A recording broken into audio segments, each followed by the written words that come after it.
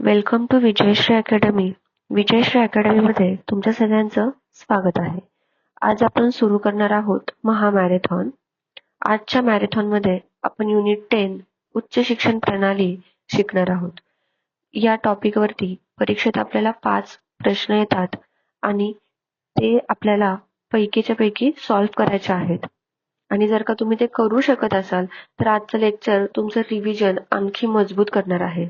आज आपण हा विषय वाचणार नाहीये, तर त्यामागचं थोडी हिस्ट्री किंवा exam perspective, previous year question, concept हे लेक्चरमध्ये स्किप करू नका, कारण सुरुवातीपासून शेवटपर्यंत प्रत्येक मुद्दा हा पुढच्या मुद्द्याशी जोडलेला आहे. एक टॉपिक समजला नाही तर तुम्हाला पुढचा टॉपिक समजणं थोडं अवघड होईल. त्यानंतर नोटबुक, एखादी वही आणि पेन जवळ ठेवा. महत्त्वाचे जे पॉइंट्स तुम्हाला वाटतायत ते नोट करून ठेवा. वेळ न घालवता आपण टॉपिकला सुरुवात करूयात. शेवटपर्यंत माझ्यासोबत राहा, कारण की या एका लेक्चर नंतर तुम्हाला हा टॉपिक वेगळा अभ्यास करण्याची गरज पडणार नाही. चला सुरुवात करूयात.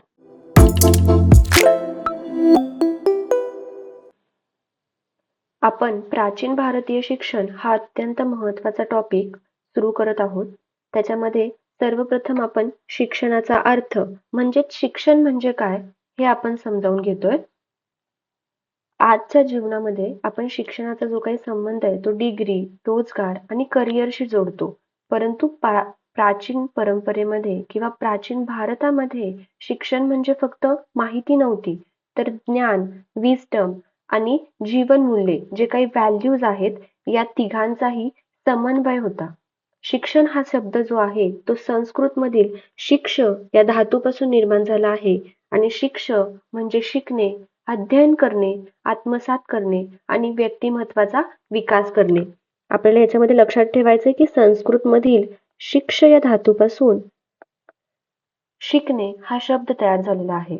इंग्रजीमध्ये एज्युकेशन हा शब्द लॅटिन भाषेतील एज्युकेअर या शब्दापासून तयार झालेला आहे.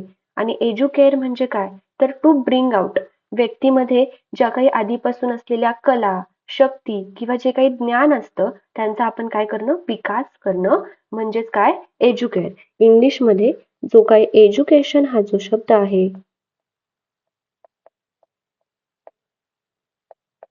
तर तो लॅटिन भाषेतील एज्युकेअर या शब्दापासून तयार झालेला आहे. म्हणूनच स्वामी विवेकानंद म्हणतात, education is manifestation of perfection already in man. म्हणजेच काय, तर जे काही माणसामध्ये ज्ञान आहे ते म्हणजेच प्रत्येक व्यक्तीमध्ये काही ना काही क्षमता असते आणि शिक्षण त्या क्षमतेचा विकास करतं. हा प्रश्न नेट मध्ये अनेक वेळा विचारला गेलेला आहे. प्राचीन भारतातील शिक्षणाचा जो उद्देश होता तो फक्त उपजीविका नव्हता. शिक्षण हे व्यक्तीच्या सर्वांगीण विकासाचे साधन मानले जात होते. याच भारतीय शिक्षणाचे काही तात्विक संकल्पना आहेत तर त्या आपण बघतोय. पहिलं आहे ते म्हणजे चारित्र्य निर्माण करणे. आपण शिक्षणाचे काय बघतोय, उद्दिष्टे बघत आहोत. त्यातलं पहिलं ते म्हणजे चारित्र्य निर्माण करणे. भारतीय शिक्षणात किंवा प्राचीन भारतीय शिक्षणात असं मानलं जातं की ज्ञानापेक्षा चारित्र्य श्रेष्ठ आहे. कारण चारित्र्यामध्ये नसलेले ज्ञान समाजासाठी काय असतं, धोकादायक असू शकतं. त्यामुळे विद्यार्थ्यांमध्ये सत्य, अहिंसा, संयम किंवा कर्तव्याची जी काही भावना असते ती विकसित केली जात असे. हे कशामध्ये येतं, चारित्र्य निर्माण करण्यामध्ये येतं. दुसरं आहे ते म्हणजे व्यक्तिमत्व विकास करणे. आजच्या आउटकमिंग बेस्ड एज्युकेशन मध्ये या संकल्पना आपल्याला जरी नवीन वाटत असतील तरी तिची जी काही मुळे आहेत ती प्राचीन भारतीय शिक्षणात आपल्याला दिसून येतात. विद्यार्थ्यांचा विकास 4 स्तरांवर केला जातो. कुठल्या कुठल्या, तर शारीरिक, मानसिक, बौद्धिक आणि आध्यात्मिक. यालाच आपण आज काय म्हणतो, होलिस्टिक डेव्हलपमेंट किंवा इंटिग्रेटेड डेव्हलपमेंट असं म्हणतो. तिसरं आहे ते म्हणजे संस्कृतीचं संरक्षण करणे. प्रत्येक समाजात आपली संस्कृती शिक्षणाद्वारे पुढील पिढीकडे आपण हस्तांतरित करत असतो. भारतीय शिक्षणाने वेद, उपनिषदे, रामायण, महाभारत किंवा जे काही तत्वज्ञान आहे हे पुढील पिढीपर्यंत पोहोचवलेली आपल्याला दिसून येतात. चौथं आहे ते म्हणजे आत्मनिर्भरता. आज जे काही NEP 2020 मध्ये स्किल डेव्हलपमेंट वरती आपण काय करतोय, खूप जास्त भर देतोय. परंतु प्राचीन भारतीय शिक्षण पद्धतीमध्ये गुरुकुलमध्ये हे तत्व आधीपासूनच अस्तित्वात होते. विद्यार्थी स्वतःची कामे स्वतः करत असत. यामुळे स्वावलंबन, श्रमसंस्कार आणि जबाबदारीची भावना विकसित होत होती. पाचवा आहे ते म्हणजे समाजसेवा. भारतीय शिक्षणाचा अंतिम उद्देश व्यक्तिगत यश किंवा व्यक्तिगत हित कधीच नव्हता, तर स्वतःच्या विकासासोबत आपण काय करणं, समाजाचं सुद्धा कल्याण करणं, हेच फक्त अंतिम उद्देश हा आपल्या भारतीय प्राचीन शिक्षणाचा होता. ही काय झाली, उद्दिष्टे झालेली आहेत. आता आपण गुरुकुल पद्धत समजावून घेऊयात. गुरुकुल म्हणजे फक्त निवासी शाळा होती का, तर नाही. ती एक लाईफ सेंटर एज्युकेशन सिस्टीम होती. विद्यार्थी गुरूंच्या आश्रमात राहून शिक्षण घेत असत. गुरु हे फक्त शिक्षक नव्हते, तर ते मार्गदर्शक, तत्वज्ञ आणि पालक सुद्धा होते. आता एक क्वेश्चन विचारते, गुरुकुल ही पद्धत विद्यार्थी केंद्रित होती की शिक्षक केंद्रित होती? तर याचं उत्तर हे आहे की ती गुरु केंद्रित जरी असली तरी वैयक्तिक अध्यापनामुळे विद्यार्थ्यांच्या सर्वांगीण विकासावर भर सुद्धा देणारी ती पद्धत होती. आता आपण उपनयन संस्कार ही संकल्पना बघूयात. उपनयन संस्कार हा कुठला धार्मिक विधी नव्हता, तर तो विद्यार्थ्याच्या शैक्षणिक जीवनाचं प्रवेशद्वार होतं, किंवा आपण म्हणू शकतो की तिथून विद्यार्थ्याच्या शैक्षणिक जीवनाचा जो काही शुभारंभ होता तो होत होता. उप म्हणजे काय, तर जवळ, आणि नयन म्हणजे काय, तर नेणे. विद्यार्थ्याला ज्ञानप्राप्तीसाठी नेणे किंवा गुरुच्या सानिध्यात त्याला ज्ञानप्राप्तीसाठी नेणे, याला आपण काय म्हणतो, उपनयन संस्कार असं म्हणतो. इथून विद्यार्थ्याच्या शैक्षणिक जीवनाचा शुभारंभ होत होता. आपण ही स्लाइड थोडक्यात परत एकदा बघूयात. शिक्षणाचा अर्थ, याच्यामध्ये आपल्याला लक्षात ठेवायचा आहे की हा जो काही शिकणे हा जो शब्द तयार झालाय तो संस्कृत मधील शिक्ष या शब्दापासून तयार झालाय. दुसरं, जे इंग्लिशमध्ये एज्युकेशन आपण असं म्हणतो ते लॅटिन भाषेतील एज्युकेअर या शब्दापासून आलेलं आहे.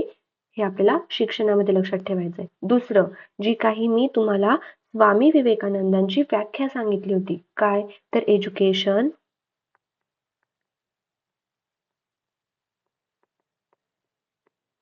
is the manifestation of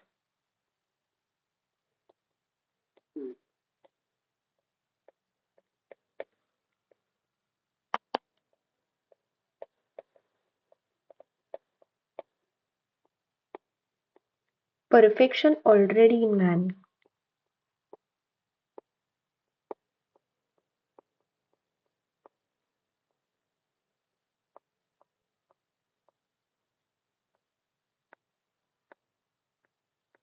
याच्यावर नेट UGC नेट जी काही एक्झाम आहे त्याच्यावरती क्वेश्चन विचारलेला आहे. दुसरं आहे ते म्हणजे आपल्याला शिक्षणाची उद्दिष्ट लक्षात ठेवायची. पहिलं आहे ते म्हणजे चारित्र्यवान बनवणे. दुसरं, व्यक्तिमत्वाचा विकास करणे. तिसरं आहे ते म्हणजे संस्कृती जपणे. चौथं आहे ते म्हणजे आत्मनिर्भरता वाढवणं. आणि पाचवं आहे ते म्हणजे समाजसेवा. नंतर आपण काय शिकलो, गुरुकुल पद्धत कशी होती, ती का महत्वाची, ही आपण बघितलं. याच्यामध्ये विद्यार्थ्याचा सर्वांगीण विकास होत होता. चौथा आहे ते म्हणजे उपनयन संस्कार. उपनयन संस्कार मध्ये काय लक्षात ठेवायचं की विद्यार्थ्याच्या शैक्षणिक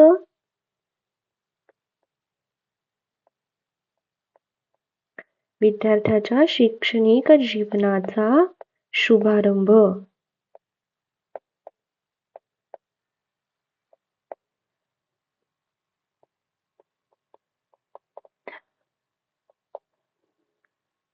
चला आता आपण दुसरी स्लाइड बघूयात. आता आपण बघतोय बौद्ध काळातील शिक्षण व्यवस्था. प्राचीन भारतातील गुरुकुल शिक्षणानंतर शिक्षण क्षेत्रात मोठा बदल घडून आणणारा काळ म्हणजे बौद्ध कालखंड. हा काळ साधारण इसवी सन पूर्व 6वे शतक ते इसवी सन 12वे शतक मानला जातो. या काळात गौतम बुद्ध यांनी समाजात समानता, करुणा यांचा संदेश दिलेला आपल्याला दिसतो. या विचारांचा प्रभाव या शिक्षण व्यवस्थेवरही पडलेला आहे. पूर्वी शिक्षणावर काही विशिष्ट वर्गांचा प्रभाव होता, परंतु बौद्ध शिक्षणामुळे जे काही सामान्य लोक होते, व्यापारी होते, स्त्रिया होत्या किंवा विविध समाज घटकांनाही शिक्षणाची संधी मिळू लागलेली आपल्याला दिसून येतं. बौद्ध शिक्षणाची संकल्पना काय होती? तर बौद्ध शिक्षणाचा उद्देश फक्त धार्मिक ज्ञान देणं हा नव्हता. विद्यार्थ्याला चांगला माणूस, विचारशील व्यक्ती आणि समाजासाठी उपयुक्त नागरिक बनवणे हा पण त्यामागचा एक हेतू होता. भगवान बुद्धांनी काय सांगितलेलं आहे? अप्पदीपो भव म्हणजेच काय? तर स्वतःचा प्रकाश स्वतः बना. मी हे ज्या काही गोष्टी सांगते ह्या तुम्हाला एखादं आन्सर लिहायला सुद्धा मदत करणार आहेत पुढे जाऊन. अप्पदीपो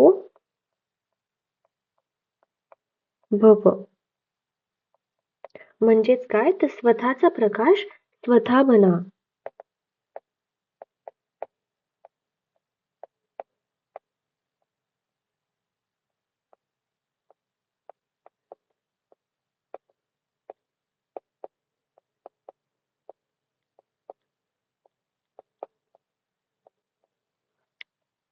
याचा अर्थ अंधश्रद्धेवर विश्वास ठेवू नका, विचार करा, अनुभव घ्या आणि सत्य स्वीकारायला शिका.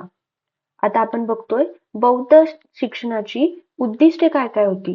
पहिलं काय? तर चारित्र्य निर्मिती. विद्यार्थ्यामध्ये प्रामाणिकपणा, सत्य, अहिंसा, संयम या सगळ्या गोष्टींचा विकास करणे. दुसरं ते म्हणजे आत्मज्ञान.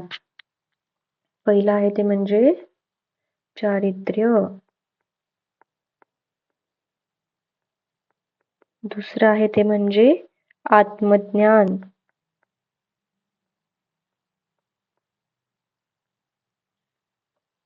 स्वतःला ओळखणे किंवा आपल्या मनावरती नियंत्रण ठेवणे, दुःखापासून मुक्तीचा मार्ग समजावून घेणे, हे सगळं कशामध्ये येतं? आत्मज्ञानामध्ये येतं. तिसरं आहे ते म्हणजे सामाजिक समानता. आपल्या जन्मावर नव्हे तर कर्मावर भर देणे, यामुळे सर्वांना शिक्षणाची संधी उपलब्ध होऊ शकेल. हे काय सांगितलंय? बौद्ध शिक्षणाच्या उद्दिष्टांमध्ये सांगितलेलं आहे. सामाजिक समानता. चौथं आहे ते म्हणजे व्यक्तिमत्व विकास. आपला बौद्धिक, नैतिक, मानसिक हा सगळा विकास घडणे खूप महत्वाचं असतं.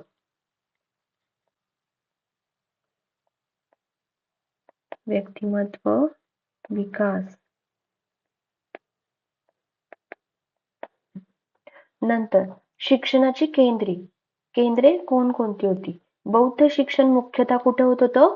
तर विहारांमध्ये होत होतं आणि महाविहारांमध्ये दिले जात असे. विहार म्हणजे काय असायचं? तर जे काही भिक्षू होते त्यांचं निवासस्थान हे विहार म्हणून ओळखलं जात होतं. परंतु ते फक्त राहण्याचं ठिकाण नव्हतं, तर ते पुढे जाऊन शिक्षणाचं केंद्र बनलेलं आपल्याला दिसतं. इथं विद्यार्थ्यांचं राहण्याची, जेवणाची आणि शिक्षणाची सुविधा सुद्धा आपल्याला दिसून येते. बौद्ध शिक्षणातील प्रमुख विद्यापीठे कोणकोणती होती? म्हणजे जो काही बौद्ध कालखंड गेलेला आहे, तर त्यावेळेस कोणकोणती जागतिक दर्जाची विद्यापीठ आपल्याला दिसून येतात? पहिलं आहे ते म्हणजे नालंदा विद्यापीठ. आपण पुढे जाऊन नालंदा आणि तक्षशिला ही जी दोन खूप महत्वाची विद्यापीठ आहेत त्यांची माहिती घेणार आहोत. दुसरं आहे ते म्हणजे वल्लभी विद्यापीठ.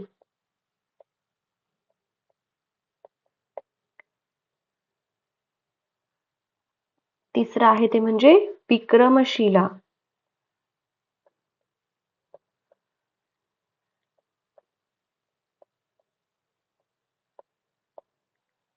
अशी जागतिक दर्जाची विद्यापीठ ह्या बौद्ध कालीन शिक्षणामध्ये होऊन गेलेली आपल्याला दिसून येतात.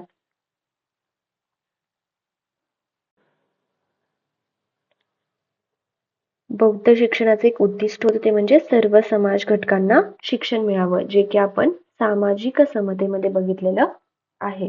यानंतर आपण नालंदा आणि तक्षशिला विद्यापीठांबद्दल सविस्तर माहिती बघूयात. प्राचीन भारतातील उच्च शिक्षणाचा जेव्हा इतिहास सांगितला जातो तेव्हा सर्वप्रथम दोन नावांचा उल्लेख होतो, ते म्हणजे तक्षशिला आणि नालंदा विद्यापीठ. ही दोन्ही विद्यापीठे केवळ भारतातीलच नव्हती तर जगातील सर्वात प्राचीन आणि प्रसिद्ध शिक्षण केंद्रांपैकी एक होती. परदेशातून हजारो विद्यार्थी येथे शिक्षणासाठी येत असत. त्यामुळे भारताला त्या काळी विश्वगुरू म्हणून ओळख मिळाली होती. त्यातलीच पहिली जी काही तक्षशिला विद्यापीठ आहे किंवा जी तक्षशिला युनिव्हर्सिटी आहे तिच्याबद्दल आपण माहिती बघूयात. तक्षशिला हे जगातील सर्वात प्राचीन विद्यापीठ मानलं जातं. याची स्थापना अंदाजे इसवी सन पूर्व 6वे ते 7वे शतकात दरम्यान झालेली आपल्याला दिसून येते. आज हे जे काही ठिकाण आहे ते पाकिस्तानमधील पंजाब प्रांतात रावळपिंडीजवळ हे ठिकाण आहे. आता हे ठिकाण कुठे आहे तक्षशिलेचं? तर पाकिस्तानमधील पंजाब प्रांतातील रावळपिंडीजवळ आहे. तक्षशिला हे एकच मोठे कॅम्पस नव्हतं. अनेक प्रसिद्ध जे काही गुरु आहेत आपल्या आश्रमात विद्यार्थ्यांना शिक्षण देत असत.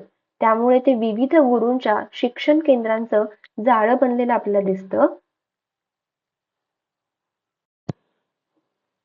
यानंतर प्रवेश पद्धती आणि अभ्यासक्रम नाही लक्षात ठेवलं त्याचा नाही अभ्यास केला तरी सुद्धा चालतो. अभ्यासक्रमामध्ये फक्त आपल्याला विषय माहिती असले पाहिजे की त्या काळात काय विषय असतील, की वेद, व्याकरण, गणित, आयुर्वेद, युद्धनीती किंवा खगोलशास्त्र या प्रकारचे विषय त्या काळी असतील. नंतर आहे ते म्हणजे प्रसिद्ध जे काही शिक्षक आहेत, जसं की चाणक्यांचं नाव तुम्ही ऐकलं असेल, पाणिनींचं नाव ऐकलं असेल, जीवक असे जे काही प्रसिद्ध शिक्षक आहेत ते या विद्यापीठाचे विद्यार्थी होऊन गेलेले आपल्याला दिसतात. पहिलं ते म्हणजे चाणक्य, त्यांनाच आपण कौटिल्य असं सुद्धा म्हणतो. त्यांनी काय केलंय? अर्थशास्त्र हा ग्रंथ लिहिलेला आहे. नंतर त्यांनाच मौर्य साम्राज्याचं शिल्पकार असं सुद्धा म्हणतो. म्हणजेच जे काही चंद्रगुप्त मौर्य होते त्यांचे ते गुरु होते. हे झालं चाणक्यांबद्दल. दुसरं आहे ते म्हणजे पाणिनी. जगातील महान व्याकरणकारांपैकी एक होते ते म्हणजे पाणिनी. त्यांनी कुठला ग्रंथ लिहिलाय? अष्टाध्यायी या संस्कृत व्याकरण ग्रंथाचे ते काय आहेत? लेखक आहेत. चाणक्यांनी काय लिहिलंय? अर्थशास्त्र.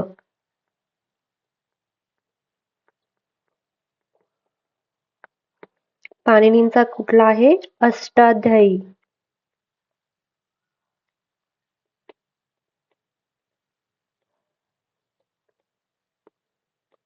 तिसरे आहेत ते म्हणजे जीवक. भगवान बुद्धांच्या काळात ते खूप चांगले वैद्य होऊन गेलेले आहेत. त्या बौद्ध काळातील आयुर्वेदातील प्रसिद्ध चिकित्सक म्हणून सुद्धा आपण जीवकांकडे बघतो.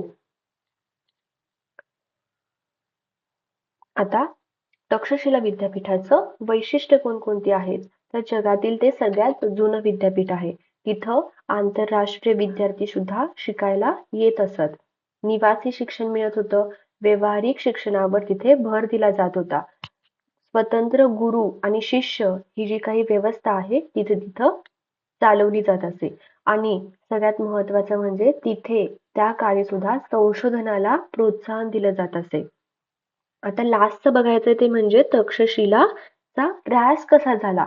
तर इसवी सनाच्या 5व्या शतकात हुनांच्या आक्रमणामुळे तक्षशिला उद्ध्वस्त झाले आणि त्यानंतर त्याचं जे काही महत्व होतं ते कमी कमी व्हायला सुरुवात झाली.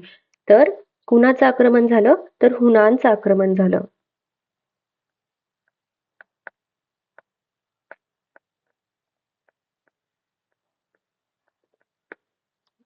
तक्षशिला विद्यापीठामध्ये आपल्याला युद्ध शास्त्र जे आहे त्याचं सुद्धा शिक्षण दिलं जात होतं. हे आपल्याला लक्षात ठेवायचं आहे. तक्षशिला विद्यापीठाचे इम्पॉर्टंट पॉइंट्स काय आहेत? तर ते सगळ्यात जुनं विद्यापीठ आहे. त्याच्यानंतर हे जे काही विद्यार्थी होऊन गेले त्यांच्याबद्दल लक्षात ठेवायचं, त्यांचे ग्रंथांबद्दल लक्षात ठेवायचं. ऱ्हास कशामुळे झाला? तर हुनांच्या आक्रमणामुळे ऱ्हास झाला. आणि अभ्यासक्रमामध्ये क्वेश्चन आला होता की मिलिटरी एज्युकेशन म्हणजे जे काही युद्धाचं शिक्षण आहे तर ते तक्षशिला कोणत्या विद्यापीठामध्ये देण्यात येत होते, तर त्याचं आन्सर होतं तक्षशिला विद्यापीठ. तर आपल्याला एवढं लक्षात ठेवायचं आहे.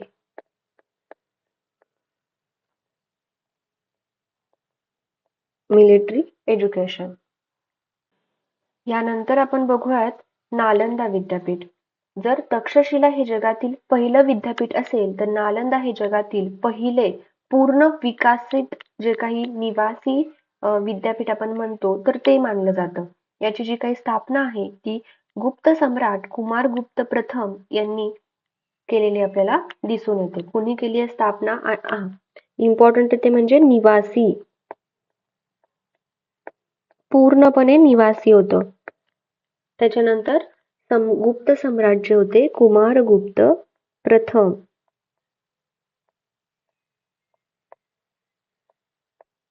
यांनी काय केली आहे? स्थापना केलेली आहे. हे विद्यापीठ आजच्या बिहार राज्यातील नालंदा जिल्ह्यात आहे. नालंदा हे जे काही विद्यापीठ होतं तर ते एवढं प्रसिद्ध का होतं? तर त्या काळी चीन, तिबेट, जपान, इंडोनेशिया अशा अनेक देशातील विद्यार्थी इथे शिक्षणासाठी येत होते. म्हणजेच 10,000 विद्यार्थी आणि 2,000 शिक्षक असा अंदाजे आपल्याला सांगता येईल की तिथं एकाच वेळी एवढे विद्यार्थी शिक्षण घेत होते. त्या काळात हे जे काही 10,000 ही संख्या आहे विद्यार्थ्यांची ती खूप जास्त किंवा खूप मोठी होती. नालंदामध्ये एक ग्रंथालय होते ते जगप्रसिद्ध होतं. त्याचं नाव काय होतं? तर धर्मगंज ग्रंथालय. या ग्रंथालयाचं 3 विभाग होते. पहिल्या विभागाचं नाव होतं रत्नसागर.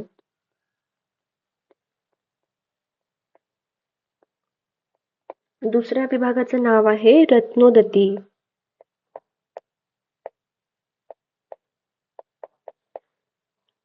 तिसऱ्याचं नाव आहे रत्नरंजक.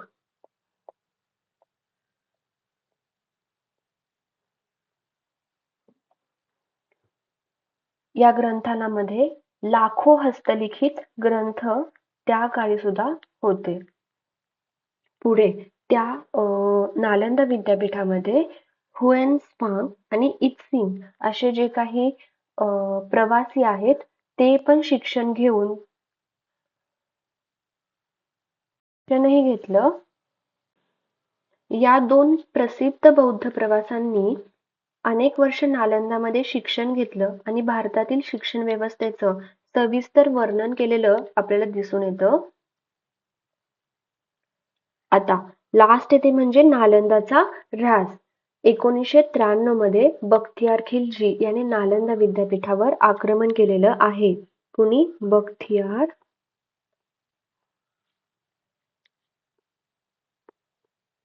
खिलजी यांनी काय केलं होतं? आक्रमण केलेलं आहे त्याच्यामुळे. आणि सगळ्यात मोठी गोष्ट म्हणजे त्यांनी काय केलं? ग्रंथालयाला सुद्धा आग लावली होती. इतकं मोठं ग्रंथालय होतं की असं म्हणतात की ही आग जी आहे ती अनेक महिने धगधगत राहिली असं वर्णन बऱ्याच आपल्याला ग्रंथांमध्ये आढळून येतं. यामुळे भारतातील एक महान शिक्षण केंद्र नष्ट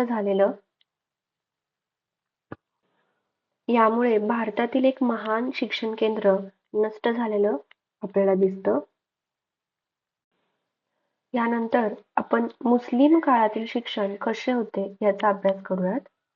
प्राचीन भारतातील गुरुकुल आणि बौद्ध शिक्षणानंतर भारतात मुस्लिम सत्तेची स्थापना झाली. साधारण इसवी सन 1206 मध्ये दिल्ली सल्तनत सुरू झालेली आपल्याला दिसते आणि त्यानंतर मुघल कालखंड सुरू झाला. या काळात भारतीय शिक्षण व्यवस्थेत अनेक बदल झाले. पूर्वी गुरुकुल, विहार आणि विद्यापीठ ही शिक्षणाची प्रमुख केंद्र होती. मात्र मध्ययुगात मक्तब आणि मदरसे ही शिक्षणाची प्रमुख केंद्र बनलेली आहेत. या काळात धार्मिक शिक्षणाला जास्त महत्त्व दिले गेले, पण त्याचबरोबर भाषा, गणित, इतिहास, साहित्य आणि प्रशासनाशी संबंधित विषय शिकवले जात होते. मध्ययुगीन शिक्षणाची जी काही प्रमुख केंद्र होती त्यातलं पहिलं आहे ते म्हणजे मक्तब. मक्तब म्हणजे प्राथमिक शाळा येथे लहान मुलांना शिक्षण दिले जात असे. लक्षात ठेवायचंय मक्तब म्हणजे काय तर प्राथमिक शाळा. याच्यावरती सेट परीक्षेमध्ये क्वेश्चन येऊन गेलेला आहे. दुसरं आहे ते म्हणजे मदरसा. मदरसा म्हणजे उच्च शिक्षण संस्था. येथे उच्च शिक्षण दिलं जात होतं. उच्च शिक्षण. मदरसामध्ये उच्च शिक्षण दिलं जात होतं. आता ही जी काही सेट नेट एक्झाम आहे ती कशासाठी घेतली जाते? उच्च शिक्षणासाठी घेतली जाते ना. त्या विद्यार्थ्यांना आपण शिकतोय उच्च शिक्षण घेणाऱ्या, त्याच्यामुळं क्वेश्चन आला तर बऱ्याचदा क्वेश्चन हा मदरसावरतीच येतो की उच्च शिक्षण हे कोणत्या विभागामध्ये किंवा कोणत्या केंद्रामध्ये दिलं जात होतं असा क्वेश्चन येऊ शकतो. तर त्याचा आन्सर काय आहे? मदरसा हे त्याचा आन्सर आहे. यामध्ये काय होतं तर अरबी, फारसी अशा वेगवेगळ्या भाषा तिथे शिकवल्या जात होत्या.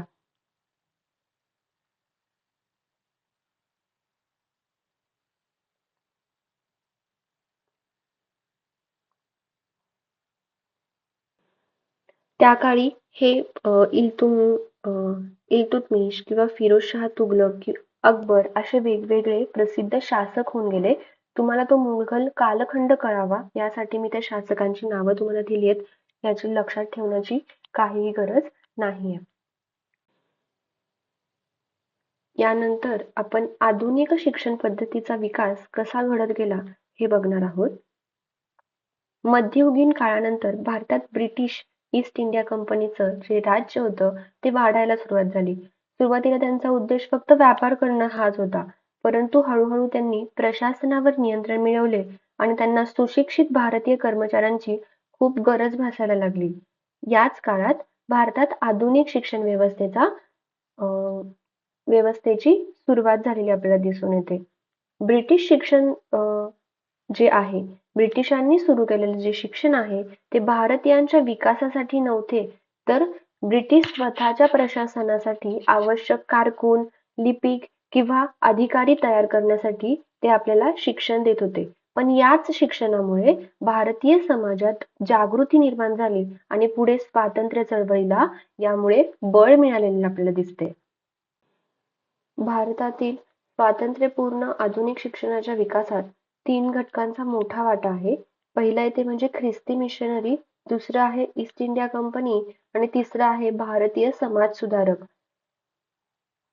ब्रिटिश येण्यापूर्वीच काही ख्रिस्ती मिशनरी जे होते त्यांनी शाळा सुरू केल्या होत्या.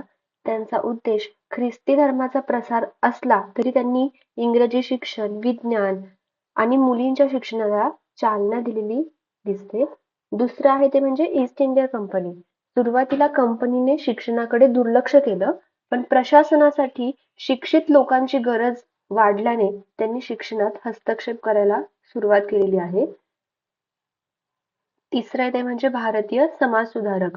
राजाराम मोहन रॉय असतील, ज्योतिराव फुले असतील, महात्मा ज्योतिराव फुले असतील, सावित्रीबाई फुले असतील यांसारख्या समाज सुधारकांनी आधुनिक शिक्षणाचा आग्रह धरलेला दिसतो.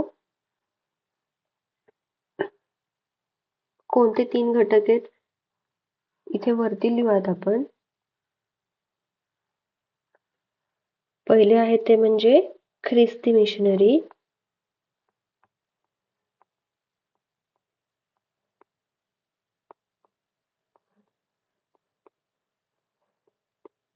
दुसरे आहे ते म्हणजे ईस्ट इंडिया कंपनी आणि तिसरं आहे ते म्हणजे भारतीय समाज सुधारक.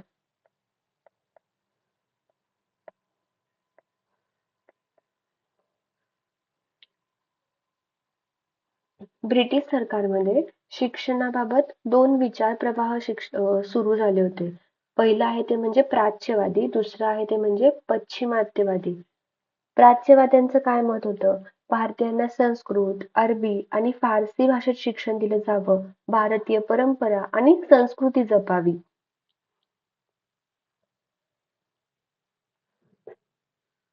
विचार प्रवाह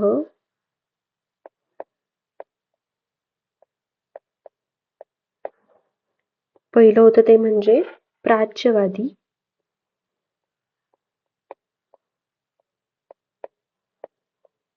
आणि दुसरं आहे ते म्हणजे पश्चिमात्यवादी.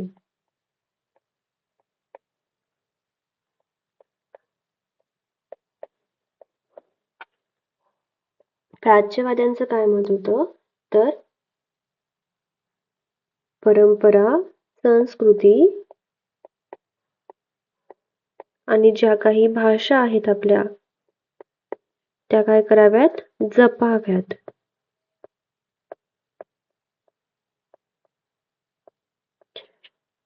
आणि पश्चिमात्यांच्या मते इंग्रजी भाषेत आधुनिक विज्ञान, गणित आणि पाश्चिमात्य शिक्षण शिकवावं. विज्ञान, गणित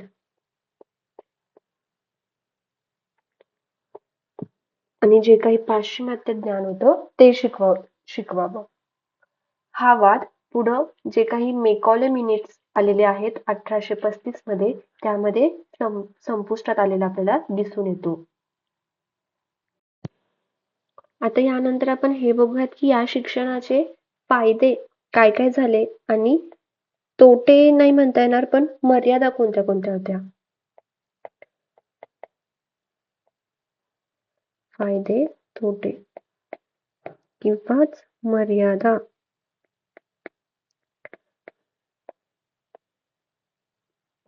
आता आधुनिक शिक्षणाचे फायदे काय काय झाले तर वैज्ञानिक दृष्टिकोन विकसित झाला.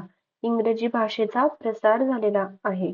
सामाजिक सुधारणा चळवळींना बळ मिळाले. म्हणजेच मी जे समाज सुधारकांमध्ये तुम्हाला राजाराम मोहन रॉय सांगितले त्यांनी काय केलं ज्या काही आधीच्या प्रथा होत्या जसं की सती प्रथा ती त्याच्यावर बंदी आणण्यासाठी त्यांचा खूप जास्त त्यांचा खूप मोठा वाटा आहे. त्यानंतर राष्ट्रीय भावना जागृत व्हायला मदत झाली. आधुनिक विद्यापीठांची स्थापना झाली. दुसरं आहे ते म्हणजे मर्यादा बघूयात आपण. भारतीय भाषा आणि संस्कृतीकडे दुर्लक्ष झालेलं आहे. शिक्षणाचा उद्देश फक्त कारकून तयार करणे एवढाच राहिला होता. त्यामुळे काय झालं तर जे व्यावसायिक शिक्षण होतं त्याचं महत्त्व कमी झालं. ग्रामीण भागाकडे दुर्लक्ष झालेलं दिसतं आपल्याला. स्त्री आणि गरिबांच्या शिक्षणाचा प्रसार हा मर्यादितच राहिला. यानंतर आपण 1813 मध्ये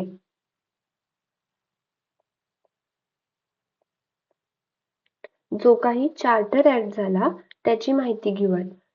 मी काय सांगितलं होतं आधी की ईस्ट इंडिया कंपनीचं मुख्य काम व्यापार करणं होतं पण शिक्षणाची जबाबदारी कंपनी घेत नव्हती. परंतु इंग्लंडमध्ये अनेक समाज सुधारक आणि ख्रिस्ती मिशनऱ्यांनी काय केलं तर सरकारवर दबाव आणला आणि भारतात शिक्षणाचा प्रसार झालेला आपल्याला दिसून येतो. 1813 चा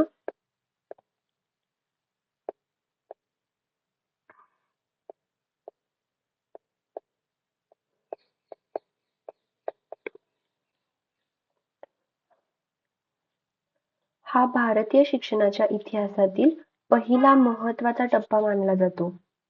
तर चार्टर ऍक्ट किंवा चार्टर कायदा म्हणजे काय तर हा कायदा ब्रिटिश संसदेने 1813 मध्ये मंजूर केला. या कायद्यामुळे प्रथमच ब्रिटिश सरकारने भारतातील शिक्षणाची जबाबदारी स्वीकारली. परीक्षेत काय विचारतात तर भारतातील शिक्षणासाठी प्रथम सरकारी आर्थिक तरतूद कोणत्या कलमात केली गेली तर चार्टर ऍक्ट 1813 मध्ये. तर कोणत्या कोणत्या प्रमुख तरतुदी करण्यात आल्या यामध्ये पहिली होती ती म्हणजे शिक्षणासाठी 1,00,000 रुपयांची तरतूद.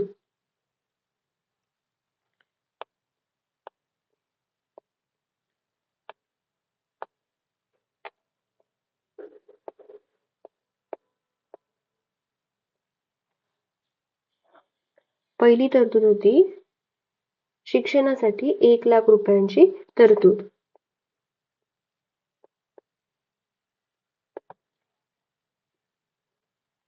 दरवर्षी 1,00,000 शिक्षणासाठी मंजूर करण्यात आले.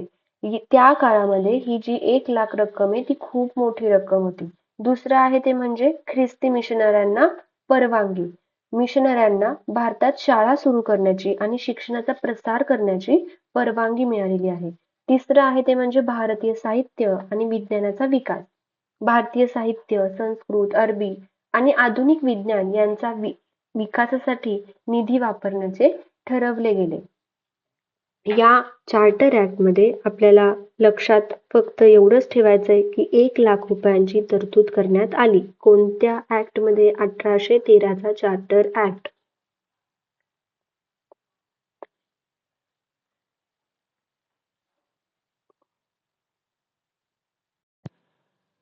आता यामध्ये तर ठरलं की शिक्षण द्यायचं, पण पुढं एक मोठा प्रश्न निर्माण झाला की भारतात कोणत्या भाषेत शिक्षण द्यायचं. मग मी वरती काय शिकवलं, 2 गट तयार झाले होते, प्राच्यवादी आणि पाश्चिमात्यवादी. मग हा वाद सोडवण्यासाठी जे काही मेकॉले होते यांनी 1835 मध्ये आपला अहवाल प्रसिद्ध केला. त्यालाच आपण काय म्हणतो, मेकॉले मिनिट्स 1835. आता हे मेकॉले कोण होते, तर ते ब्रिटिश कायदेतज्ञ होते. भारताच्या गव्हर्नर जनरलच्या परिषदेचे ते सदस्य होते आणि इंग्रजी शिक्षणाचे ते कट्टर समर्थक होते. काय लक्षात ठेवायचं, मेकॉलेंबद्दल आपल्याला लक्षात ठेवायचं आहे की ते इंग्रजी शिक्षणाचे कट्टर समर्थक होते. त्यांनी इंग्रजी शिक्षणाला प्राधान्य दिले आहे. त्यांनी काय म्हटलं, तर उच्च शिक्षणाचं माध्यम इंग्रजी असावे. दुसरं त्यांनी सांगितलं, पाश्चात्य ज्ञानाचा प्रसार करण्यावर भर द्या. युरोपियन विज्ञान, साहित्य आणि तत्वज्ञान शिकवावे. तिसरं आहे ते म्हणजे भारतीय भाषांकडे तुलनेने दुर्लक्ष. भारतीय भाषांना कमी महत्त्व दिलेलं दिसतं. संस्कृत आणि अरबीपेक्षा इंग्रजीला अधिक महत्त्व दिले. आणि चौथं आहे ते म्हणजे डाऊनवर्ड फिल्ट्रेशन थेअरी. ही एक महत्त्वाची संकल्पना आहे. म्हणजेच काय, तर आपण वरच्यांना शिक्षण दिलं तर ते हळूहळू खालपर्यंत सगळ्यांना शिक्षण मिळत जाईल. यालाच काय म्हणतात, डाऊनवर्ड फिल्ट्रेशन थेअरी.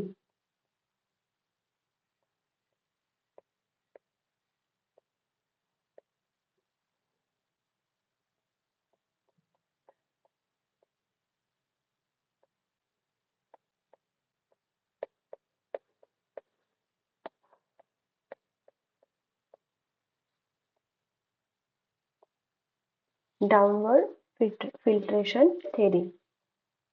मेकॉलेंचं मत असं होतं, प्रथम उच्च वर्गाला शिक्षण द्या, ते पुढे समाजातील इतर लोकांपर्यंत ज्ञान पोहोचवतील. याचाच अर्थ काय आहे, प्रथम उच्च वर्गाला शिक्षण द्यायचं. शिक्षण कोणतं, तर इंग्रजी शिक्षण, आणि ते पुढे समाजातील इतर लोकांपर्यंत ज्ञान पोहोचवायचं. यालाच अधोगामी निस्पंदन सिद्धांत असं सुद्धा म्हणतात. आपला पेपर मराठी आणि इंग्लिशमध्ये दोन्हीकडून येतो, तर तुम्ही डाऊनवर्ड फिल्ट्रेशन थेअरी लक्षात ठेवलं तरी सुद्धा चालेल. डाऊनवर्ड वरून तुम्हाला कळून जाईल की उच्च वर्गाला ज्ञान दिलं तर ते हळूहळू ज्ञान खाली लोकांपर्यंत सुद्धा पोहोचतं. आणि मराठीमध्ये त्याला म्हणतात अधोगामी निस्पंदन सिद्धांत.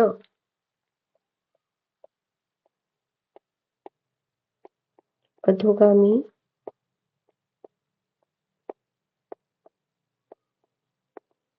निस्पंदन सिद्धांत.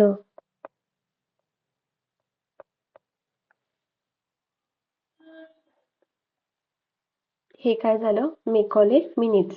याच्यामध्ये आपल्याला लक्षात काय ठेवायचं आहे, इंग्रजी शिक्षणाला प्राधान्य दिले, पाश्चात्य ज्ञानाचा प्रसार करण्यावर भर दिलेला दिसतो, भारतीय भाषेकडे तुलनेने दुर्लक्ष झाले, आणि इम्पॉर्टंट आहे ते म्हणजे इंग्रजी माध्यमाचा पाया या मेकॉले मिनिट्समुळे घातला गेलेला आहे.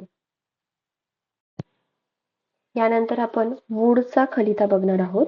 1854 मध्ये सर चार्ल्स वूड यांनी भारतातील शिक्षण व्यवस्थेवर एक सविस्तर अहवाल दिला. यालाच आपण वूड्स डिस्पॅच असं म्हणतो. यालाच भारतीय शिक्षणाचा मॅग्ना कार्टा म्हणून सुद्धा ओळखले जाते, कारण आधुनिक शिक्षण व्यवस्थेचा पाया याच अहवालाने घातला गेलेला आहे. आता त्यांच्या प्रमुख शिफारसी काय काय होत्या, तर प्रत्येक प्रांतात शिक्षण विभाग सुरू करण्याची त्यांनी शिफारस केली. विद्यापीठे स्थापन करण्याची सूचना त्यांनी दिली. प्राथमिक ते उच्च शिक्षणाची साखळी तयार त्यांनी केलेली आहे. आणि इम्पॉर्टंट आपल्याला काय लक्षात ठेवायचं, तर भारतीय शिक्षणाचा मॅग्ना कार्टा कोणत्या कायद्याला म्हणतात, तर वूडचा खलिता 1854 याला म्हणतात. यामध्ये अजून आपल्याला लक्षात ठेवता येईल ते म्हणजे लंडन विद्यापीठाचा आपण आदर्श घेऊन कलकत्ता, मुंबई आणि मद्रास येथे विद्यापीठ स्थापन करावीत. जे प्राथमिक शिक्षण आहे ते स्थानिक भाषेतून द्यावे असं सुद्धा बोर्डच्या खितामध्ये सांगितलेलं गेलेलं होतं. आता यामध्ये लक्षात काय काय ठेवायचं? मेकॉले मिनिट्स मध्ये लक्षात ठेवायचं ते म्हणजे त्यांनी इंग्रजी शिक्षणाला प्राधान्य दिलेलं आहे. मूळच्या खलितामध्ये लक्षात ठेवायचं की याला शिक्षणाचा मॅग्ना कार्टा असं म्हणतात. दुसरी गोष्ट लक्षात ठेवायची ते म्हणजे लंडनच्या धर्तीवरती लंडनमध्ये जसं विद्यापीठ स्थापन केलं गेलंय तसं आपल्या भारतामध्ये सुद्धा कलकत्ता, मुंबई आणि मद्रास येथे आपल्याला विद्यापीठ स्थापन करायची आहेत.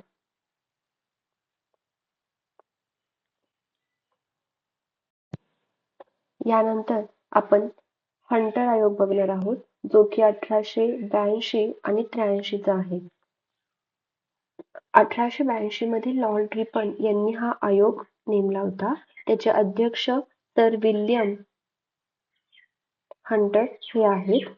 याचा उद्देश काय होता की हा हंटर आयोग का आला तर प्राथमिक शिक्षणाची स्थिती तपासण्यासाठी. प्राथमिक शिक्षणाची स्थिती तपासणे.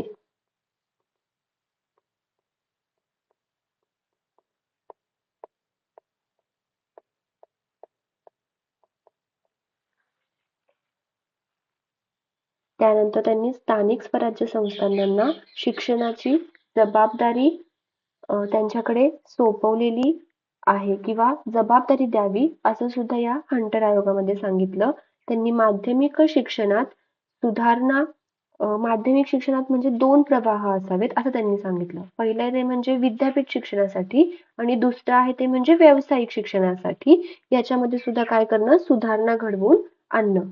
नंतर त्यांनी सांगितलं जे काही शिक्षण प्रशिक्षण आहे जे काही आपण शिक्षकाला प्रशिक्षण देतो त्याच्यावर सुद्धा आपण भर दिला पाहिजे. त्याच्यामुळे हंटर आयोग म्हटलं की आपल्याला काय आठवलं पाहिजे तर प्राथमिक शिक्षण. हंटर आयोग म्हणजे आपल्याला प्राथमिक शिक्षण आठवलं पाहिजे. त्याची स्थिती तपासण्यासाठी हंटर आयोग आलं होतं. त्यानंतर आहे ते म्हणजे भारतीय विद्यापीठ आयोग. त्यालाच आपण काय म्हणतो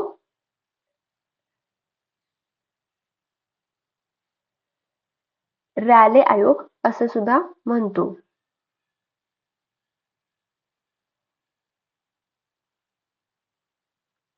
ते कधी आलं तर 1902 मध्ये आलं. लॉर्ड कर्झन यांनी विद्यापीठांची स्थिती तपासण्यासाठी आयोग नेमला. हंटर आयोग का नेमला? प्राथमिक शिक्षणाची स्थिती तपासण्यासाठी.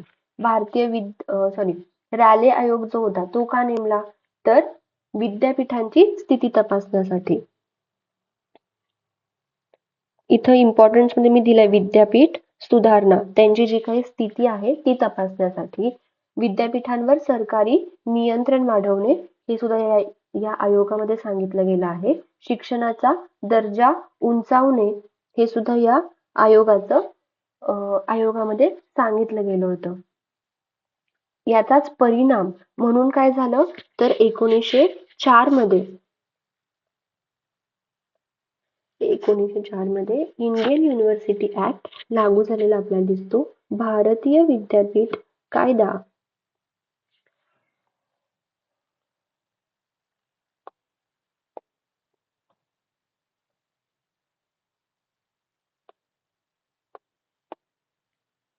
भारतीय विद्यापीठ कायदा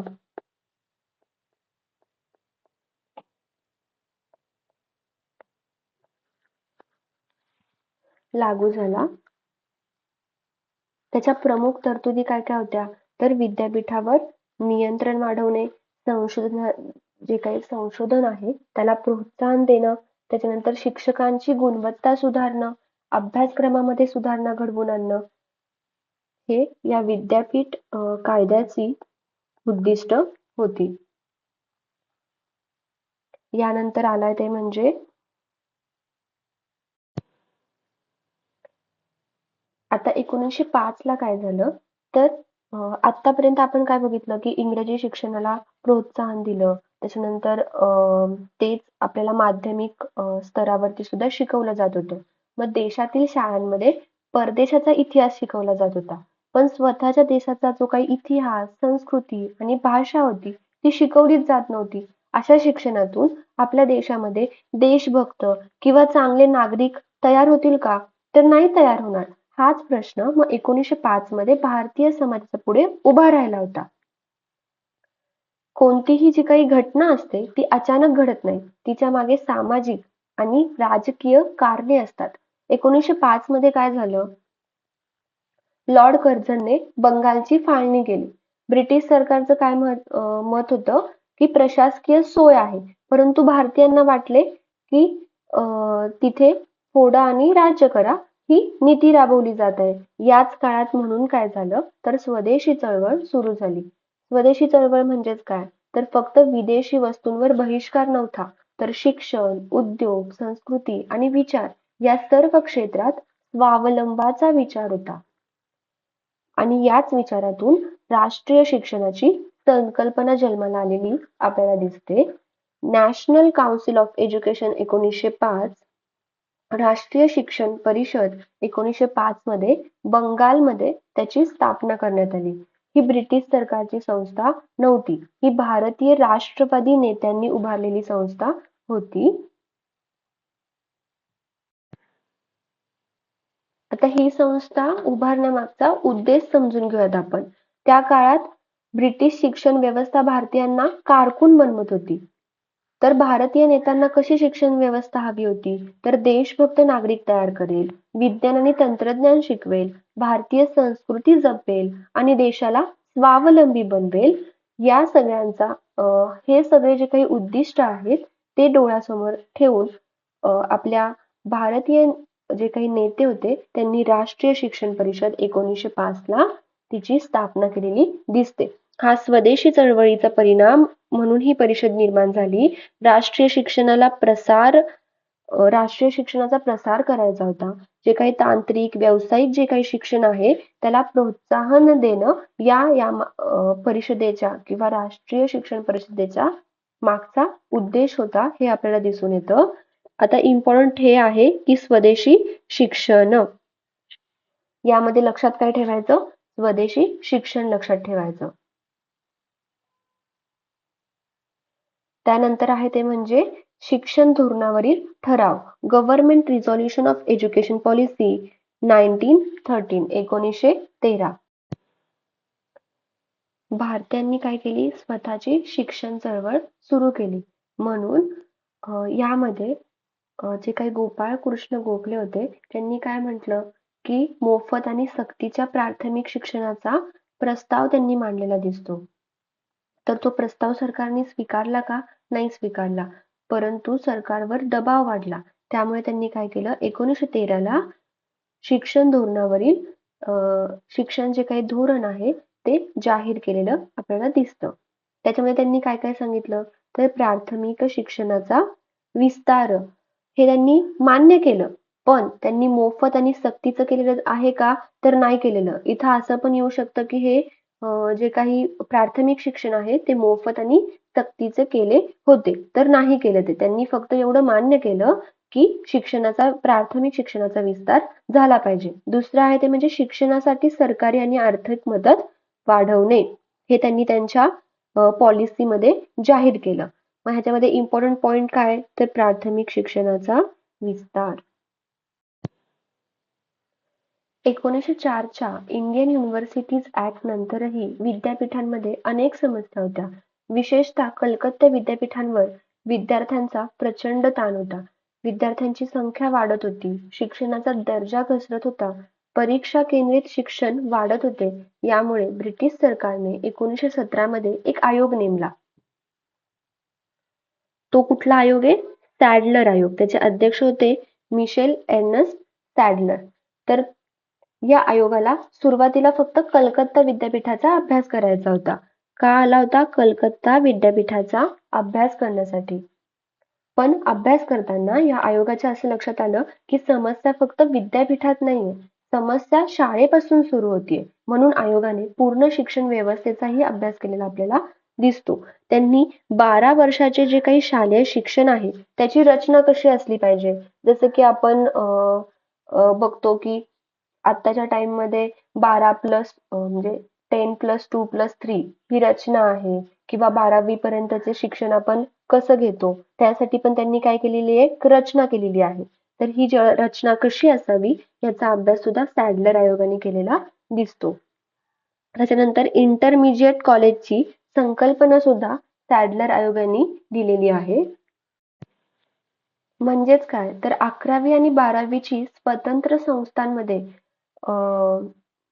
11वी आणि 12वी ही स्वतंत्र संस्थांमध्ये शिकवली जावी.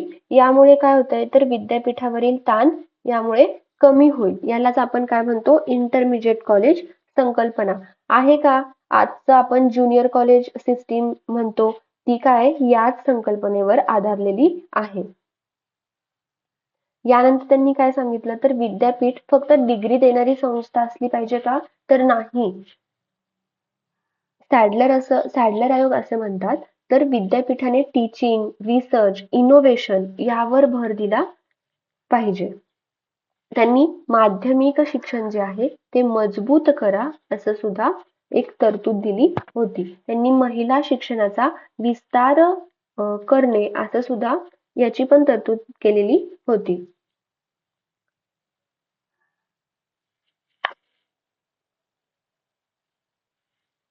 म्हणजेच सॅडलर आयोगाने काय केलेलं आहे, तर विद्यापीठातील समस्या ही शाळेच्या गुणवत्तेशी जोडून पाहिली. यालाच आपण काय म्हणतो, होलिस्टिक अप्रोच असं म्हणतो. यानंतर आपण हारटोग समिती बघूयात. 1929 पर्यंत सरकारने खूप नवीन शाळा सुरू केल्या. त्यांच्यामध्ये विद्यार्थी सुद्धा येत होते शाळेत शिकायला, मात्र शिक्षणाचा दर्जाच वाढत नव्हता. म्हणजे शाळेत एनरोलमेंट वाढतंय पण लर्निंगच वाढत नव्हतं. मग या प्रश्नाचं उत्तर शोधण्यासाठी काय झालं, म्हणजे इथे मी काय लिहिलंय, तर क्वालिटी ओव्हर क्वांटिटी. म्हणजे क्वांटिटी होती पण काय क्वालिटी ही मिसिंग होती, म्हणून शिक्षणाचा दर्जा काय होता, वाढतच नव्हता. त्याच्यामुळं हारटोग समिती त्याचं कारण शोधण्यासाठी हारटोग जी काही कमिटी होती ती आली होती. त्या काळामध्ये प्राथमिक शिक्षणाचा विस्तार झाला, पण विद्यार्थी शाळा सोडत सुद्धा होते. नापास होण्याचं प्रमाण पण खूप जास्त होतं. का, कारण की क्वालिटी खूप खराब होती.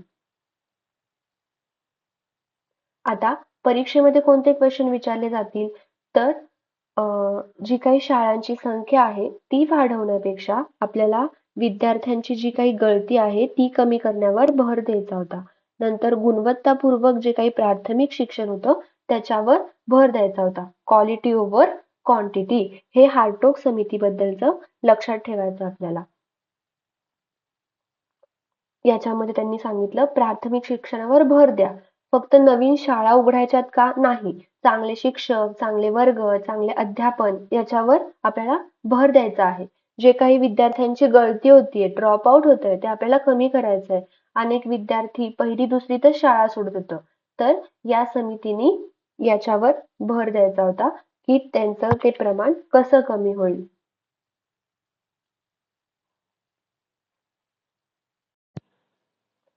यानंतर आपण वर्धा शिक्षण योजना याला झाकीर हुसेन समिती 1937 ही काय ते बघूयात. आपण वर्धा शिक्षण योजनेची पार्श्वभूमी बघूयात. 1937 मध्ये भारतीय शिक्षणाच्या इतिहासात अत्यंत महत्वाचं वर्ष मानलं जातं. भारत अजून सुद्धा ब्रिटिशांच्या अधिपत्याखाली होता. ब्रिटिश शिक्षणावर एक मोठी टीका होत होती की शिक्षण भारतीयांना विचारवंत किंवा उद्योजक बनवत नव्हते, तर शिक्षण फक्त सरकारी नोकरीसाठी कारकून तयार करत होते. महात्मा गांधींचं मत याबद्दलचं थोडं वेगळं होतं. ते काय म्हणाले, तर शिक्षण म्हणजे फक्त पुस्तकी ज्ञान नव्हे, तर जीवन जगण्याची कला आहे. याच विचारातून वर्धा येथे वर्धा शिक्षण योजना राष्ट्रीय शिक्षण परिषद झाली आणि वर्धा शिक्षण योजना समोर आलेली आपल्याला दिसते. गांधीजींच्या मते शिक्षणाचे 3 प्रमुख उद्देश होते. पहिला, व्यक्तिमत्वाचा सर्वांगीण विकास करणं. दुसरा, श्रमाची प्रतिष्ठा आणि तिसरा स्वावलंबी नागरिक घडवणे.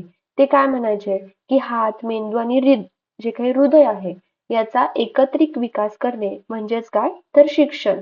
यालाच आपण काय म्हणतो होलिस्टिक एज्युकेशन असं म्हणतो. आता ही जी काही वर्धा परिषद झाली तिच्यात ज्या काही शिफारसी होत्या त्याची अंमलबजावणी करण्यासाठी एक समिती निर्माण करण्यात आली. तिचे अध्यक्ष कोण होते तर डॉक्टर झाकीर हुसेन. यामुळे या समितीला झाकीर हुसेन समिती असं सुद्धा म्हटलं जातं. आता तिच्या प्रमुख शिफारसी कोणत्या कोणत्या होत्या? पहिलं होतं ते म्हणजे मूलाधारित शिक्षण, बेसिक शिक्षण. शिक्षणाच्या सुरुवातीला मुलाच्या जीवनातील संबंधित गोष्टींपासून शिक्षणाची जी काही सुरुवात आहे ती मुलाच्या जीवनाशी ज्या काही संबंधित गोष्टी आहेत त्यांच्यापासून झाली पाहिजे. यालाच आपण काय म्हणतो तर बेसिक एज्युकेशन असं म्हणतो. मूलोद्योगी शिक्षण. दुसरं आहे ते म्हणजे हस्तकलेवरती आधारित शिक्षण. ही सगळ्यात महत्वाची कल्पना आहे वर्धा योजनेतील. विद्यार्थी फक्त पुस्तक वाचणार नाहीत तर ते एखादं उत्पादन सुद्धा तयार करतील. उदाहरणार्थ काय तर सुतारकाम किंवा मातीची भांडी बनवणे, शेती करणं, विणकाम करणं.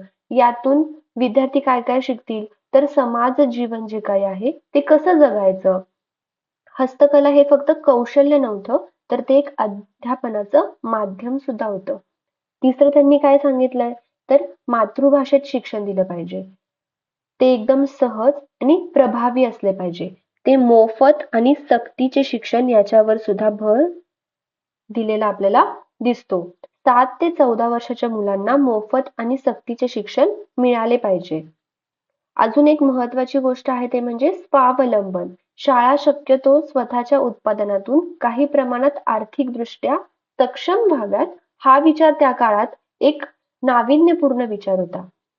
आता वर्धा शिक्षण योजनेमध्ये आपल्याला लक्षात काय ठेवायचं इम्पॉर्टंट पॉइंट काय तर नाई तालीम म्हणजेच मूलोद्योगी शिक्षण. हे आपल्याला वर्धा शिक्षण योजनेमध्ये लक्षात ठेवायचं आहे.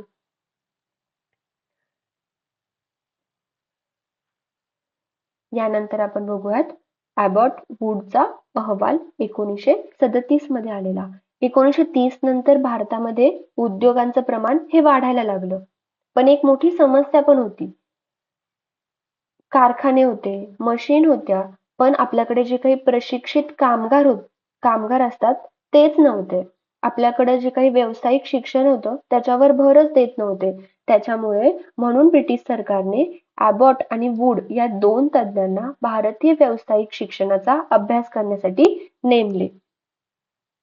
भारतात याचा उद्देश काय काय होता तर भारतात व्यावसायिक शिक्षणावर काय दिला जावा भर दिला जावा आणि औद्योगिक प्रशिक्षणाला प्रोत्साहन देणं. म्हणजेच यातून काय होईल तर आपल्याकडे प्रशिक्षित कामगार तयार होण्यासाठी मदत होईल. सर्वच विद्यार्थी डिग्री घेणार नाहीत म्हणून जो काही व्यावसायिक शिक्षण असावा ही एक वेगळी स्ट्रीम असावी किंवा हे एक वेगळ्या प्रकारचं शिक्षणच असावं असं या अहवालामध्ये सांगितलं गेलेलं होतं. आजच्या काळातील स्किल इंडिया, ITI, पॉलिटेक्निक किंवा जे वेगवेगळे व्होकेशनल कोर्सेस आहेत या सर्वाची संकल्पना जी आहे ती याच विचारांशी संबंधित आहे.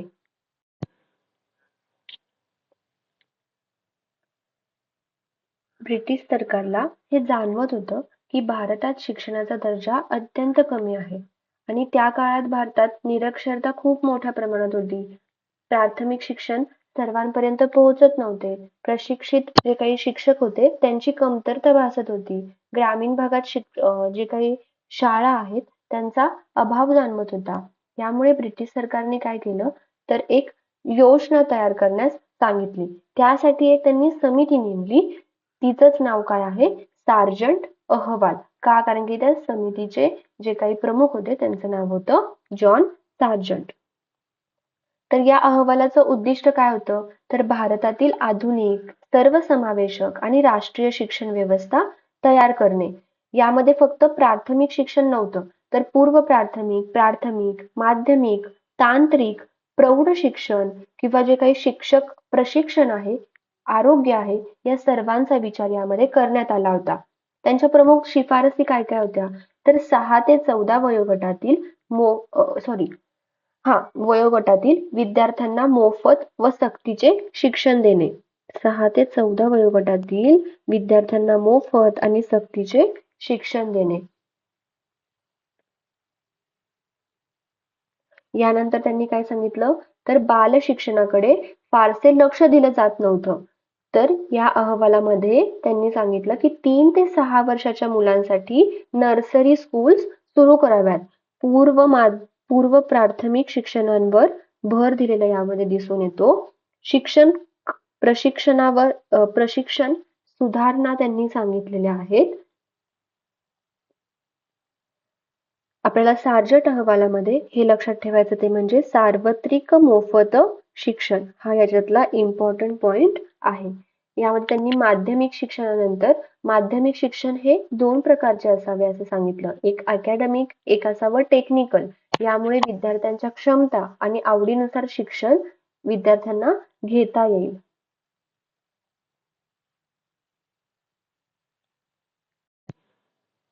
आता हा एवढा चांगला अहवाल असूनही या अहवालाची अंमलबजावणी झालेली नाही. तर का नाही झाली? कारण की प्रचंड खर्च, इतका जो काही निधी आहे तो उपलब्ध नव्हता आपल्याकडे. दुसरं आहे ते म्हणजे धोरण तयार करणं वेगळं आणि त्यासाठी पैसा, शिक्षक, शाळा, प्रशासन उभारणं हे त्यापेक्षा वेगळं असतं. पण प्रॅक्टिकल अडचणींमुळे पूर्ण अंमलबजावणी होऊ शकलेली नाही.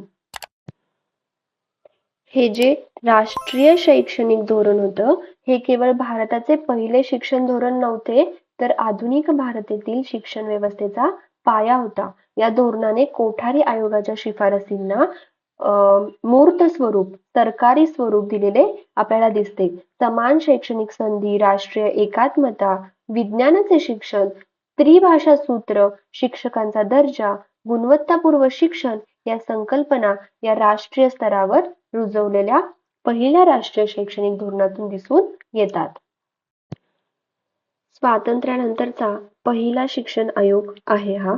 विद्यापीठ शिक्षणासाठी नेमला गेला. स्वातंत्र्यानंतरचा पहिला विद्यापीठ शिक्षणासाठी नेमला गेला. विद्यापीठ शिक्षणाचा दर्जा उंचावणे हे याचं उद्दिष्ट होतं. UGC स्थापनेची शिफारस या आयोगाने केलेली आपल्याला दिसते. भारतातील सर्व विद्यापीठांवर लक्ष ठेवणारी, त्यांना अनुदान देणारी, त्यांची गुणवत्ता तपासणारी एक स्वतंत्र संस्था असावी, यासाठी UGC ची स्थापन करण्याची शिफारस त्यांनी केलेली दिसते. ही शिफारस पुढे स्वीकारण्यात आली आणि UGC कधी स्थापन करण्यात आली? 1953 मध्ये UGC ची स्थापना करण्यात आली. 1956 मध्ये UGC ऍक्ट लागू झालेला आपल्याला दिसतो. इथे स्थापना आहे आणि 1956 मध्ये UGC ऍक्ट लागू झाला आहे. ऍक्ट त्यांनी शिक्षकांचे वेतन आणि संशोधनावर भर दिलेला आहे. UGC स्थापनेची शिफारस कोणत्या आयोगाने केली? तर राधाकृष्णन आयोगाने केलेली आहे. हे आपल्याला लक्षात ठेवायचं आहे. आता आपण दुसरा आयोग बघूयात, ते म्हणजे मुदलियार आयोग. यालाच आपण म्हणतो माध्यमिक शिक्षण आयोग 1952 आणि 53. त्याचे अध्यक्ष कोण होते? Doctor A. लक्ष्मण स्वामी मुदलियार. याचे महत्वाचे मुद्दे बघूयात आपण. माध्यमिक शिक्षणासाठी आयोग तयार हा जो काही आयोग आहे तो माध्यमिक शिक्षणासाठी तयार केलेला आहे. त्याच्यानंतर त्यांनी काय काय शिफारसी दिल्यात, तर विविध अभ्यासक्रम तयार करणे. सॉरी, इथे थोडंसं पुढे मागे झालंय. विविध अभ्यासक्रम तयार करणे, व्यावसायिक शिक्षणावर भर देणे, विद्यार्थ्यांचे मार्गदर्शन आणि समुपदेशनावर आपण भर दिला पाहिजे, असं मुदलियार आयोगाच्या शिफारसी होत्या. याच्यामध्ये इम्पॉर्टंट प्रश्न काय येणार, तर माध्यमिक शिक्षणावरती कोणत्या आयोगाने भर दिला होता?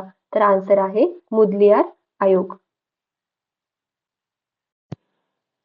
या आयोगाबद्दल थोडीशी अजून माहिती घेऊयात, म्हणजे तुम्हाला लक्षात ठेवायला सोपं जाईल. प्राथमिक शिक्षणाचा विस्तार सुरू झाला होता. विद्यापीठ शिक्षणासाठी जे काही राधाकृष्णन आयोग नेमलं होतं ते त्याचं काम करत होतं. पण माध्यमिक शिक्षणात अनेक समस्या होत्या. जसे की विद्यार्थी फक्त परीक्षेसाठीच अभ्यास करत होते. अभ्यासक्रम जो होता तो जुना झालेला होता. व्यावसायिक शिक्षणाचा अभाव होता. शिस्त, नैतिकता आणि नेतृत्व गुणाचा विकास सुद्धा होत नव्हता. या समस्या सोडवण्यासाठी भारत सरकारने 1952 मध्ये माध्यमिक शिक्षण आयोगाची स्थापना केली. या आयोगाची उद्दिष्टे काय काय होती? तर माध्यमिक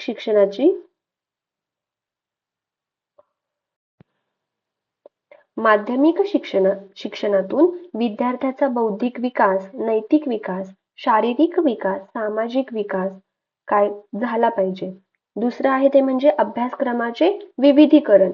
या आयोगाची सर्वात महत्वाची शिफारस आहे ही. म्हणजेच काय? तर विद्यार्थ्याला एकच अभ्यासक्रम शिकवू नये, तर त्याच्या आवडीनुसार वेगवेगळे अभ्यासक्रम असावेत. उदाहरणार्थ विज्ञान, कला, वाणिज्य, कृषी शिक्षण, तांत्रिक शिक्षण, आजचे ज्या काही विविध स्ट्रीम्स आहेत त्या याच विचारातून विकसित झालेल्या आहेत. यानंतर आपण कोठारी आयोगाबद्दल माहिती घेऊयात. भारतामध्ये 1948 मध्ये राधाकृष्णन आयोग आला.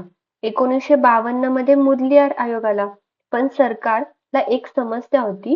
हे दोन्ही आयोग वेगवेगळ्या स्तरांवर काम करत होते. कुणी विद्यापीठ पाहत होतं, कुणी माध्यमिक शिक्षण पाहत होतं. पण संपूर्ण भारतीय शिक्षण व्यवस्थेचा एकत्रित अभ्यास कुणीच केला नव्हता. यामुळे भारत सरकारने 1964 मध्ये एज्युकेशन कमिशन स्थापन केलं. यालाच आपण कोठारी आयोग असं म्हणतो. या आयोगाचे अध्यक्ष होते डॉक्टर DS कोठारी. या आयोगाचं घोषवाक्य होतं शिक्षण आणि राष्ट्रीय विकास. याचाच अर्थ देशाचा विकास करायचा असेल तर शिक्षणात गुंतवणूक करा.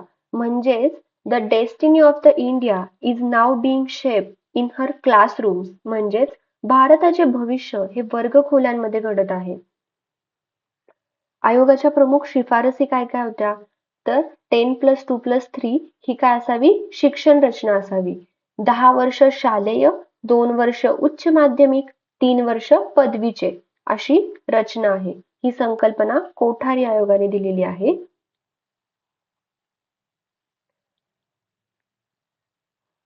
त्याच्यानंतर आहे ते म्हणजे समान शैक्षणिक संधी. भारतामध्ये गरीब, श्रीमंत, ग्रामीण, शहरी, मुलगा मुलगी सर्वांना समान शिक्षण मिळाले पाहिजे. यालाच आपण काय म्हणतो? समान शैक्षणिक संधी असं म्हणतो. त्यानंतर आहे ते म्हणजे कॉमन स्कूल सिस्टीम. श्रीमंत आणि गरीब यांच्यातील शिक्षण ही एक भिंत बनली नाही पाहिजे. सर्व मुलांनी एकाच दर्जाच्या शाळेत शिकले पाहिजे. यालाच आपण काय म्हणतो? कॉमन स्कूल सिस्टीम असं म्हणतो. विज्ञान आणि गणित अनिवार्य असलं पाहिजे. भारत जर का विकसित व्हायचा असेल तर सायन्स, टेक्नॉलॉजी, रिसर्च या गोष्टींवर आपण काय केलं पाहिजे? भर दिला पाहिजे.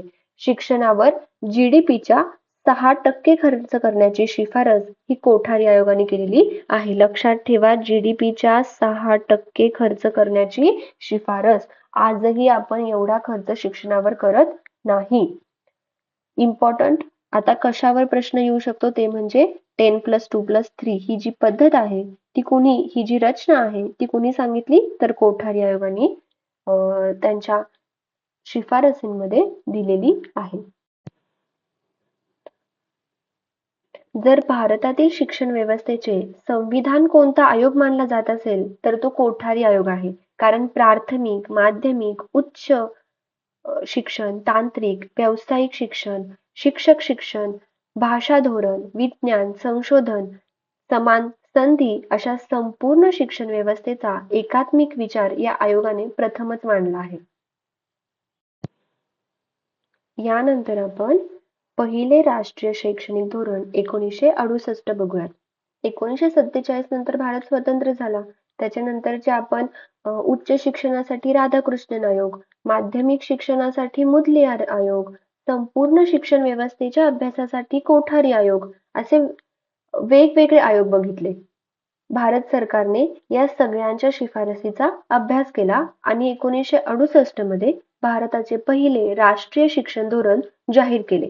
म्हणूनच आपण असं म्हणतो की कोठारी कमिशनची जी काही अंमलबजावणी आहे ती आपल्याला पहिले राष्ट्रीय शैक्षणिक धोरण 1968 मध्ये दिसून येते. इथे मी लिहिलंय कोठारी आयोगावर आधारित. आता आपण बघूयात की राष्ट्रीय शिक्षण धोरण म्हणजे काय. तर यामध्ये सरकार शिक्षण कसे असावे, शिक्षण कोणाला मिळावे, शिक्षणाची गुणवत्ता कशी वाढवायची, भाषा धोरण कसे असावे याबद्दल जो काही अधिकृत आराखडा तयार करते त्यालाच आपण राष्ट्रीय शैक्षणिक धोरण असं म्हणतो. याची प्रमुख उद्दिष्टे कोणकोणती होती, तर सर्वांसाठी समान शिक्षण, गरीब असो श्रीमंत असो, शहरातला असो, मुलगी असो, मुलगा असो, प्रत्येकाला समान दर्जाचे शिक्षण मिळाले पाहिजे, कारण शिक्षण हा प्रत्येकाचा मूलभूत अधिकार आहे. दुसरं आहे ते म्हणजे राष्ट्रीय एकात्मता. 1968 मध्ये भारतात भाषा, धर्म, जात, प्रदेश यांवरून मतभेद वाढत होते. म्हणूनच शिक्षणातून राष्ट्रीय एकात्मता, लोकशाही किंवा धर्मनिरपेक्षता यांचा विकास करावा असे या धोरणामध्ये म्हटलं होतं. यानंतर येते ते म्हणजे 3 भाषा सूत्र, यालाच आपण म्हणतो त्रिभाषा सूत्र. हा नेट सेट साठी सगळ्यात महत्वाचा मुद्दा आहे. धोरणानुसार विद्यार्थ्यांनी मातृभाषा म्हणजेच त्यांच्या प्रादेशिक भाषेतून हिंदी, इंग्रजी या 3 भाषांचा अभ्यास केला पाहिजे. चौथं आहे ते म्हणजे विज्ञान आणि तंत्रज्ञान. मी आधी सुद्धा म्हटलं, देशाचा विकास करायचा असेल तर विज्ञानाशिवाय पर्याय नाही. म्हणूनच सायन्स एज्युकेशन, टेक्नॉलॉजी, रिसर्च यावर भर देण्यात आलेला आपल्याला दिसतो. शिक्षणाची गुणवत्ता वाढवायची, शिक्षणाचा दर्जा सुधारला पाहिजे. यासाठी काय काय पाहिजे, प्रशिक्षित शिक्षक पाहिजे, चांगला अभ्यासक्रम पाहिजे, प्रयोगशाळा हव्यात, ग्रंथालय उभारलेले पाहिजे, यांवर भर दिला पाहिजे. त्यानंतर शिक्षकांचे महत्वही वाढायला पाहिजे. धोरणामध्ये काय सांगितलंय, शिक्षक हा शिक्षणाचा केंद्रबिंदू आहे. त्यामुळे शिक्षकांचे वेतन, सेवा शर्ती, त्याच्यानंतर शिक्षकांचं प्रशिक्षण हे सुद्धा आपण वाढवलं पाहिजे. या धोरणामध्ये 14 वर्षापर्यंतच्या मुलांना मोफत आणि सक्तीचे शिक्षण देण्यावरती भर दिला गेलेला आपल्याला दिसतो. भारत हा काय कृषी प्रधान देश आहे, म्हणून ऍग्रीकल्चर एज्युकेशन वर विशेष भर देण्यात आलेला आहे. आता या धोरणाच्या मर्यादा काय काय होत्या, तर या धोरणासाठी निधी अपुरा होता. त्याच्यानंतर जे आधी सांगितलं होतं की 6% GDP चा जो काही खर्च आहे, पूर्ण GDP पैकी जो काही 6% आहे तो शिक्षणावर खर्च झाला पाहिजे, पण तसं झालं नाही. 3 भाषा सूत्र हे जे सांगितलेलं होतं, त्रिभाषा सूत्र, ते सर्व राज्यांमध्ये लागू झाले नाही आणि ग्रामीण शिक्षणात अपेक्षित तेवढी सुधारणा झाली नाही.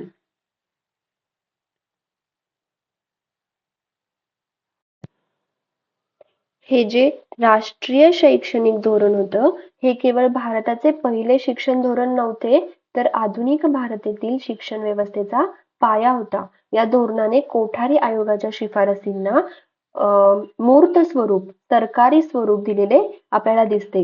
समान शैक्षणिक संधी, राष्ट्रीय एकात्मता, विज्ञानाचे शिक्षण, त्रिभाषा सूत्र, शिक्षकांचा दर्जा, गुणवत्तापूर्व शिक्षण या संकल्पना या राष्ट्रीय स्तरावर रुजवलेल्या पहिल्या राष्ट्रीय शैक्षणिक धोरणातून दिसून येतात.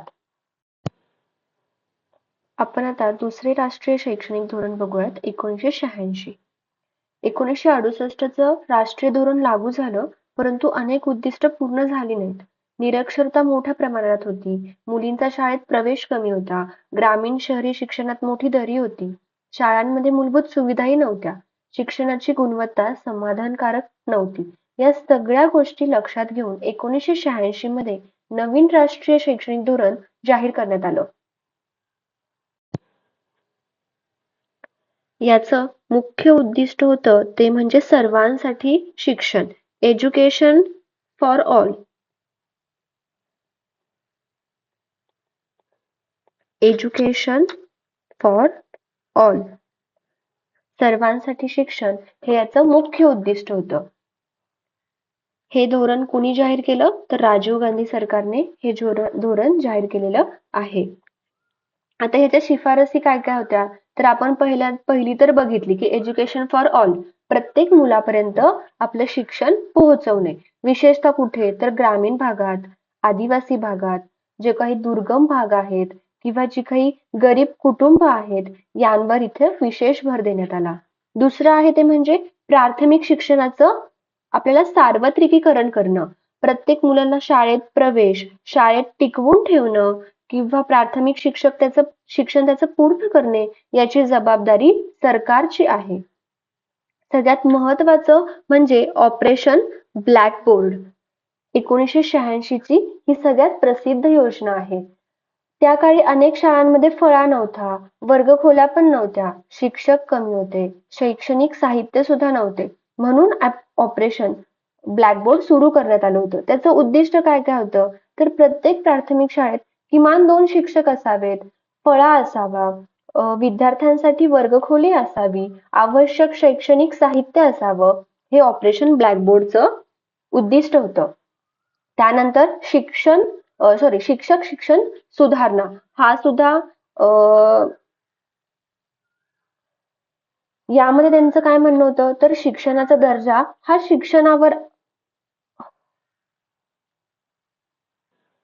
शिक्षणाचा जो दर्जा असतो तो शिक्षकावर अवलंबून असतो. त्यामुळे शिक्षक शिक्षण सुधारणा यामध्ये घडवून आणण्यावर त्यांनी भर दिलेला दिसून येतो. त्याच्यामुळे काय होईल, तर गुणवत्तेचा विकास होईल. सेवा अंतर्गत प्रशिक्षण देण्यावर त्यांनी भर दिलेला होता. यानंतर आहे ते म्हणजे महिला शिक्षणावरती भर. महिलांचे शिक्षण म्हणजेच काय, तर राष्ट्राचा विकास. महिलांना शिक्षणाद्वारे समान संधी देता येईल, त्यांचं सक्षमीकरण करता येईल, आर्थिक स्वावलंबन मिळावे त्यांना, यावर या धोरणाने भर दिलेला आपल्याला दिसून येतो. आता लक्षात काय ठेवायचंय, तर ऑपरेशन ब्लॅकबोर्ड ही जी प्रसिद्ध योजना होती ती 1986 च्या धोरणामध्ये त्याचं उद्दिष्ट होतं. 1986 चे राष्ट्रीय शैक्षणिक धोरण हे भारतीय शिक्षणाच्या इतिहासातील एक महत्वाचा टप्पा ठरले. या धोरणाने प्रवेश, समता आणि गुणवत्ता या 3 स्तंभांवर शिक्षण व्यवस्था उभारण्याचा प्रयत्न केला. याच्यामध्ये लक्षात काय ठेवायचंय, operation blackboard, Navodaya Vidyalaya, DIET, आपण त्याला डाएट असं म्हणतो, महिला शिक्षण आणि प्रौढ साक्षरता या उपक्रमांमुळे शिक्षण अधिक सर्वसमावेशक करण्याची दिशा आपल्याला या धोरणातून मिळालेली आहे. आता मी एका संस्थेचा उल्लेख केला, ती म्हणजे काय, तर DIET, त्याला डाएट असं सुद्धा म्हणतात, district institution of education and training. यामध्ये काय केलं जातं, तर प्राथमिक शिक्षकांना प्रशिक्षण दिलं जातं किंवा स्थानिक गरजांनुसार शिक्षणावर आपण कसा भर देऊ शकतो, हे सगळं ही संस्था बघते. प्राथमिक शिक्षकांचे प्रशिक्षण.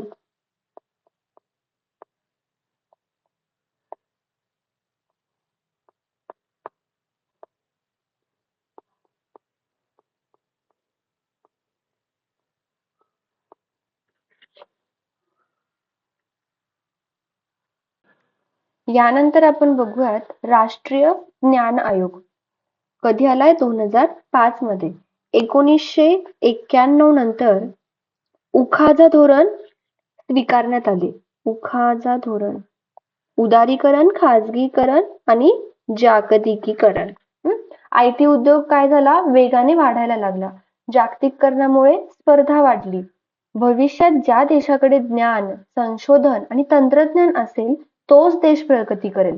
त्यामुळे 13 जून 2005 रोजी राष्ट्रीय ज्ञान आयोगाची स्थापना करण्यात आली. तिचे अध्यक्ष कोण होते, तर सॅम पित्रोदा हे अध्यक्ष होते.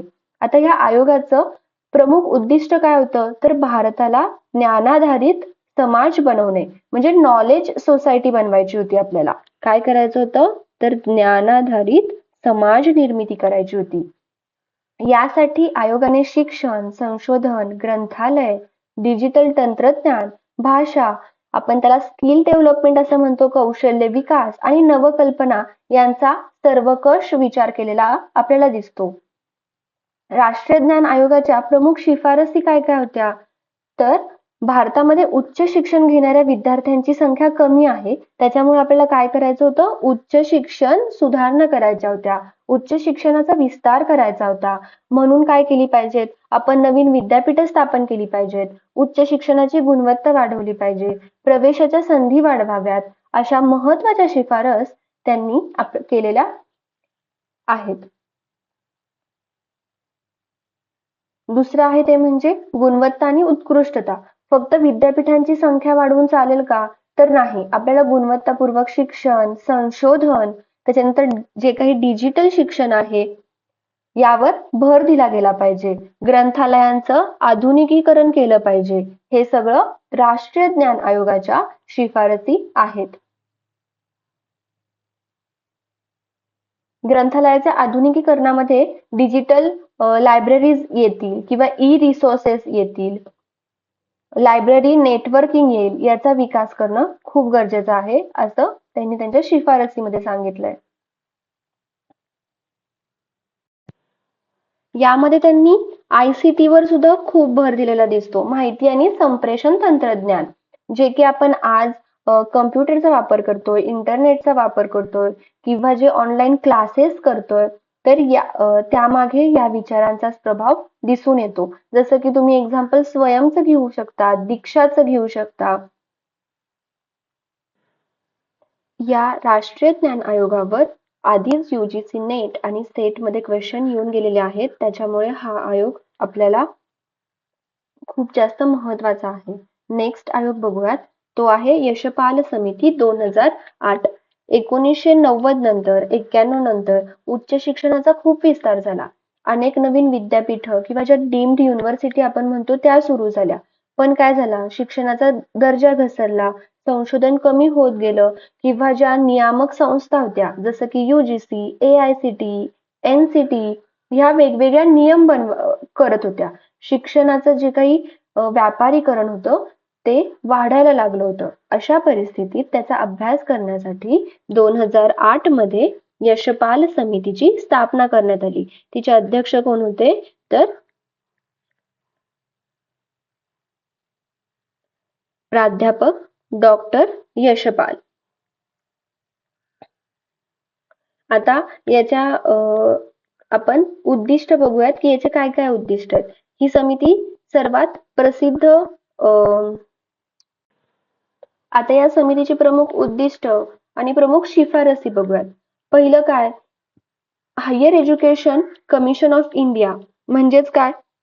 HECI. ही समिती सर्वात प्रसिद्ध शिफारस आहे.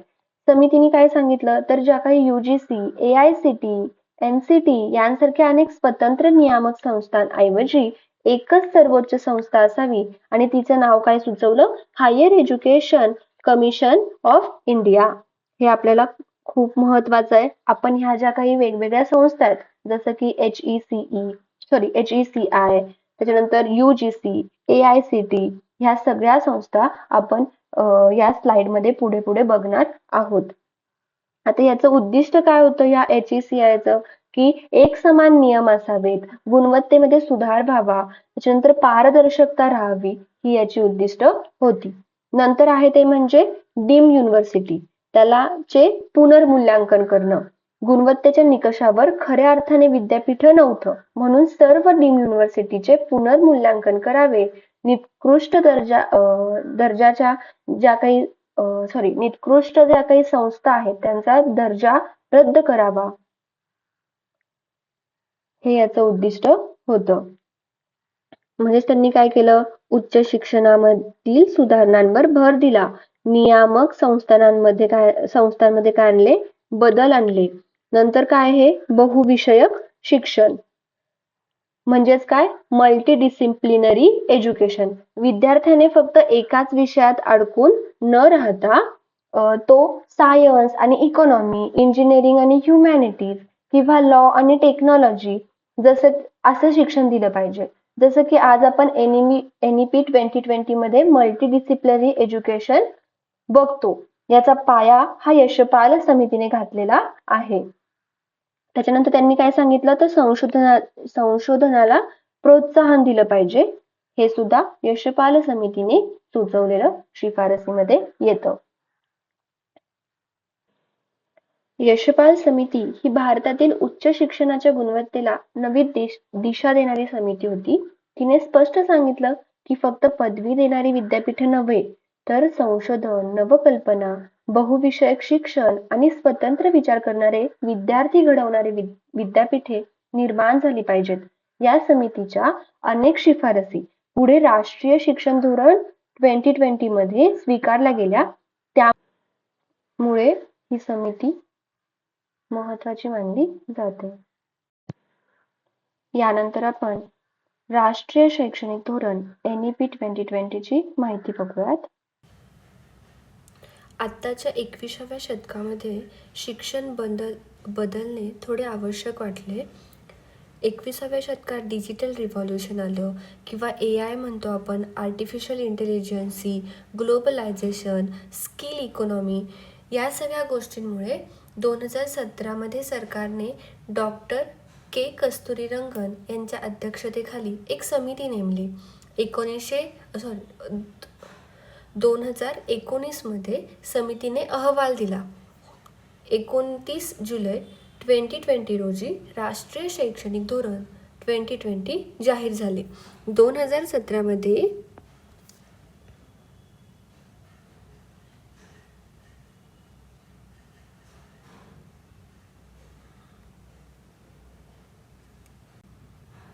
2017 सरकारने काय केलं, डॉक्टर के कस्तुरीरंगन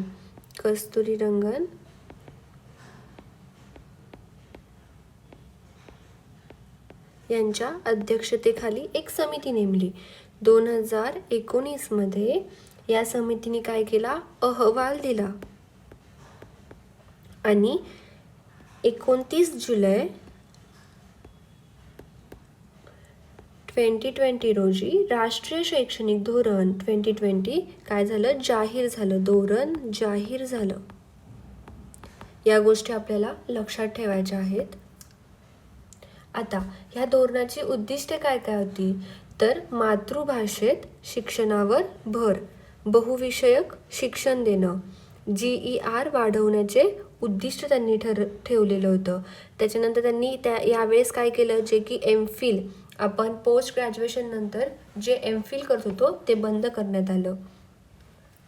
त्यानंतर गुणवत्तापूर्वक शिक्षण, सर्वसमावेशक शिक्षण, कौशल्य आधारित शिक्षण, संशोधनाला चालना देण्यावर भर देणं, भारतीय मूल्य आणि जागतिक दृष्टिकोन, तसंच विद्यार्थ्याचा सर्वांगीण विकास, त्यालाच आपण होलिस्टिक डेव्हलपमेंट असं म्हणतो, यावर त्यांनी भर दिलेला दिसून येतो.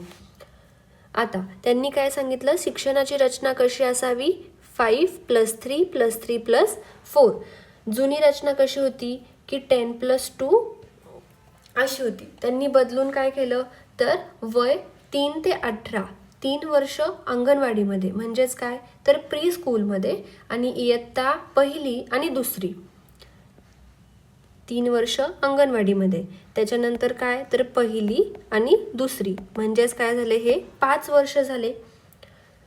आपण पुढच्या 3 वर्षाबद्दलचं बघूयात की त्याच्यामध्ये मुलाचं वय 8 ते 11, याच्यामध्ये तो 3री ते 5वीमध्ये भाषा, गणित, कला आणि अनुभव या आधारावर काय घेईल, शिक्षण घेईल. आणि याच्यामध्ये तो मुलगा कसं शिक्षण घेईल, तर खेळाच्या माध्यमातून शिक्षण घेईल. यानंतर येतं ते म्हणजे पुढचे 3 वर्ष. या 3 वर्षामध्ये मुलाचं वय हे 11 ते 14 मधला वयोगट असेल, म्हणजेच इयत्ता 6वी ते 8वी. त्याच्यामध्ये मुलगा काय शिकेल, विद्यार्थी काय शिकेल, विज्ञान, गणित, समाजशास्त्र, कोडिंग आणि व्होकेशनल एज्युकेशन म्हणजेच व्यावसायिक शिक्षण शिकेल. यानंतर येतं ते म्हणजे 4 वर्षाची रचना. यामध्ये वयोगट कुठला, तर 14 ते 18चा वयोगट, म्हणजेच इयत्ता 9वी ते 12वी. याच्यामध्ये काय येईल, इयत्ता 9वी ते 12वी. यामध्ये त्यांना काय असेल, तर विषय निवडण्याचं स्वातंत्र्य असेल. या इथंपर्यंत येऊपर्यंत 8वी पर्यंत मुलगा येतो तोपर्यंत त्याला समजतंय की आपल्याला कोणता विषय आवडतो किंवा आपल्याला कोणत्या विषयामध्ये रस आहे, आवड आहे, यातून तो काय करेल, त्याला विषय निवडण्याचं स्वातंत्र्य दिलं जाईल. म्हणजेच त्याला आपण म्हणतो मल्टीडिसिप्लिनरी लर्निंग, बहुविषयक शिक्षण असं त्याला म्हणतात. एक्झामच्या पॉईंट ऑफ व्ह्यूनी ही जी काही रचना आहे 5+3+3+4 ही लक्षात ठेवायची, खूप इम्पॉर्टंट आहे. त्याच्यानंतर त्यांनी काय सांगितलं तर मातृभाषेतून शिक्षण, इयत्ता 5वीपर्यंत काय केलं पाहिजे, शिक्षण हे मातृभाषेतच असले पाहिजे. याच्यामुळे काय होतं तर मुलाच्या घरी सुद्धा तीच भाषा बोलली जाते आणि शाळेत पण तीच भाषा बोलली जाते. यांनी काय होतं तर विद्यार्थ्यामध्ये समज वाढते, त्याचं शिकणं सोपं होतं आणि विचारशक्ती विकसित होते.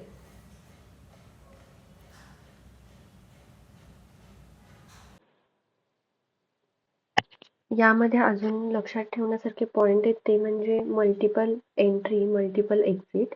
जर विद्यार्थी 4 वर्षाच्या पदवीमध्ये मध्येच शिक्षण जर का सोडलं असेल त्यांनी, तर त्याचे ते वर्ष वाया नाहीत जाणार. त्याचं काय होईल, पुढे सुद्धा तो 1 वर्ष सोडून सुद्धा कंटिन्यू करू शकतो.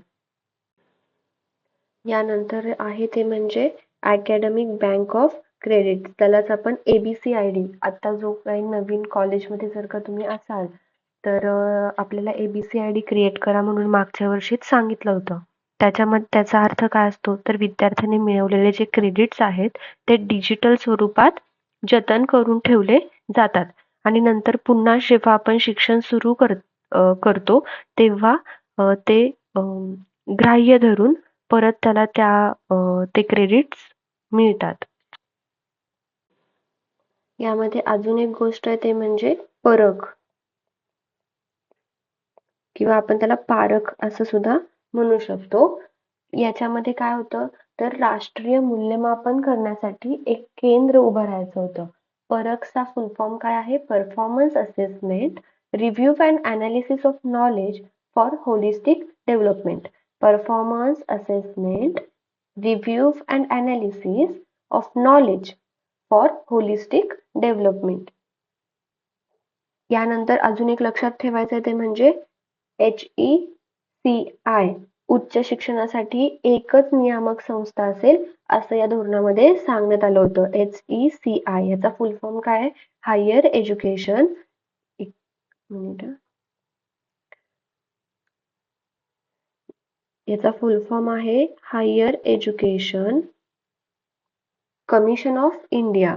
Higher education commission of India.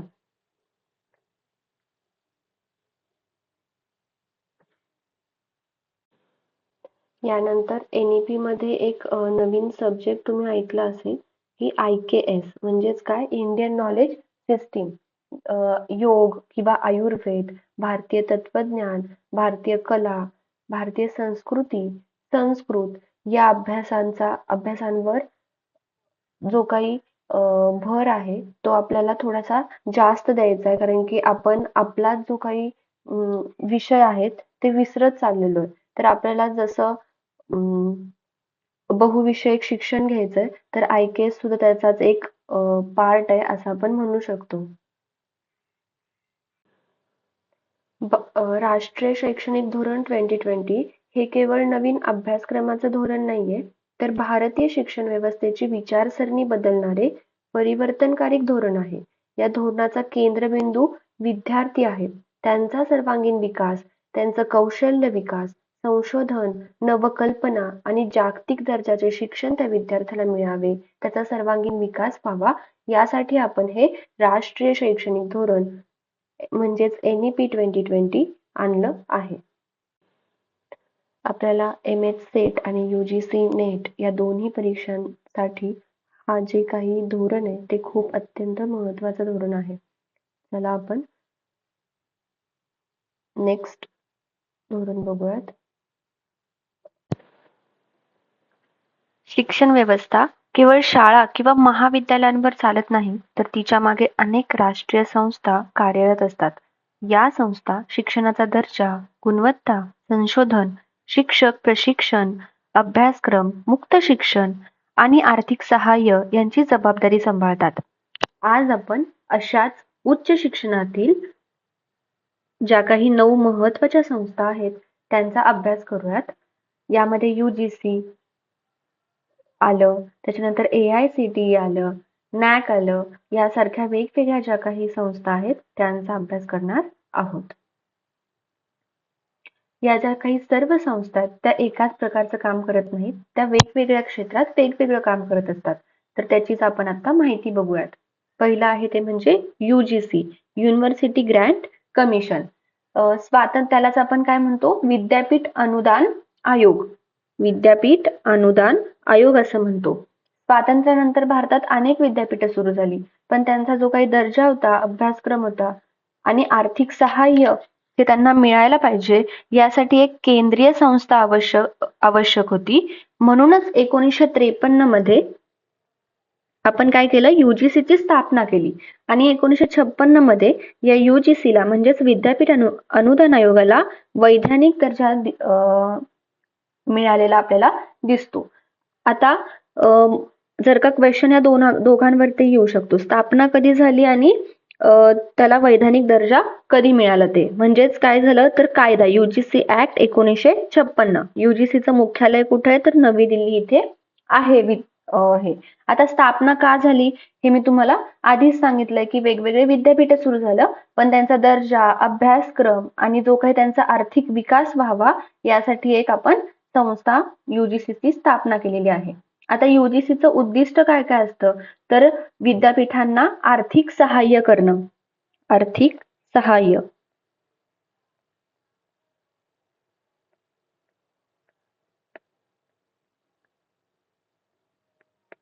अजून जो काही दर्जा आहे उच्च शिक्षणाचा तो राखणं. तिसरं आहे ते म्हणजे संशोधन. संशोधनाला प्रोत्साहन देणे. नवीन विद्यापीठांना काय करणं, मान्यता देणे. तसंच राष्ट्रीय स्तरावर उच्च शिक्षणात समन्वय राखणे. समन्वय राखायचं काम पण कोण करतं, UGC करतं.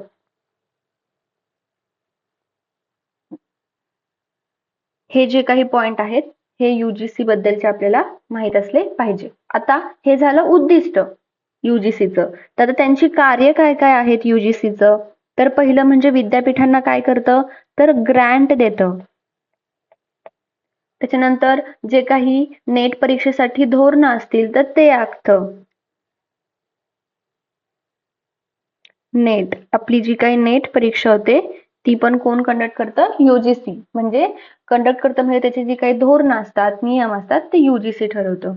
त्याच्यानंतर जे संशोधन प्रकल्प असतात त्यांना निधी उपलब्ध करून देणं. निधी. पुढे शिक्षक विकास जे काही कार्यक्रम असतात ते काय करणं, राबवणं आणि विद्यापीठांचे नियमन करणं हे पण कार्य कुणाकडे आहे, UGC कडे आहे. ही वरची आहेत उद्दिष्टे. आर्थिक सहाय्य करणं, दर्जा राखणं, त्याच्यानंतर संशोधनाला प्रोत्साहन देणं, नवीन विद्यापीठांना मान्यता देणं आणि राष्ट्रीय स्तरावर उच्च शिक्षणात समन्वय राखणं. आता ही काय आहेत, कार्य आहेत की वेगवेगळ्या विद्यापीठांना ग्रँट देणं, त्याच्यानंतर नेट परीक्षांचं धोरण तयार करतात, संशोधन प्रकल्पांना निधी उपलब्ध करून देतात, शिक्षक विकास कार्यक्रम राबवतात आणि विद्यापीठांचे नियमन सुद्धा करणं हे UGCचं कार्य आहे. आता यानंतर आपण नेक्स्ट शिक्षण संस्था बघूयात. ती आहे AICTE. याचा फुल फॉर्म आहे all India council for technical education. अखिल भारतीय तंत्र शिक्षण परिषद. भारतामध्ये जे काही engineering colleges, pharmacy colleges, MBA, MCA तसंच आर्किटेक्चर यांसारख्या जे काही तांत्रिक शिक्षणाचा दर्जाचे जे कॉलेजेस आहेत त्यांचा दर्जा राखण्यासाठी AICTE ची स्थापना करण्यात आलेली आहे. स्थापना कधी झाली, 1945 मध्ये. वैधानिक दर्जा कधी मिळाला, 1987 मध्ये. हे आपल्याला लक्षात ठेवायचंय. पण UGCचं तुम्ही कंपल्सरी लक्षात ठेवायचं की कायदा कधी झाला, स्थापना कधी झाली, वैधानिक दर्जा कधी मिळाला. ठीक आहे. याचं पण मुख्यालय कुठे आहे, नवी दिल्लीमध्ये आहे. आता याचा उद्देश काय आहे तर देशातील तांत्रिक शिक्षणाचे नियमन व गुणवत्ता राखणे, नियमन करणं आणि गुणवत्ता राखणं. पुन्हाचं तर तांत्रिक शिक्षणाचे, तुम्हाला याचा जरी तुम्ही फुल फॉर्म जरी पाठ केले त्याच्यावरून सुद्धा तुम्हाला कळेल की ही संस्था का तयार करण्यात आली आहे. इथं काय आहे, तंत्र शिक्षण म्हणजेच काय तर तांत्रिक शिक्षणाचं नियमन करणं, गुणवत्ता राखणं.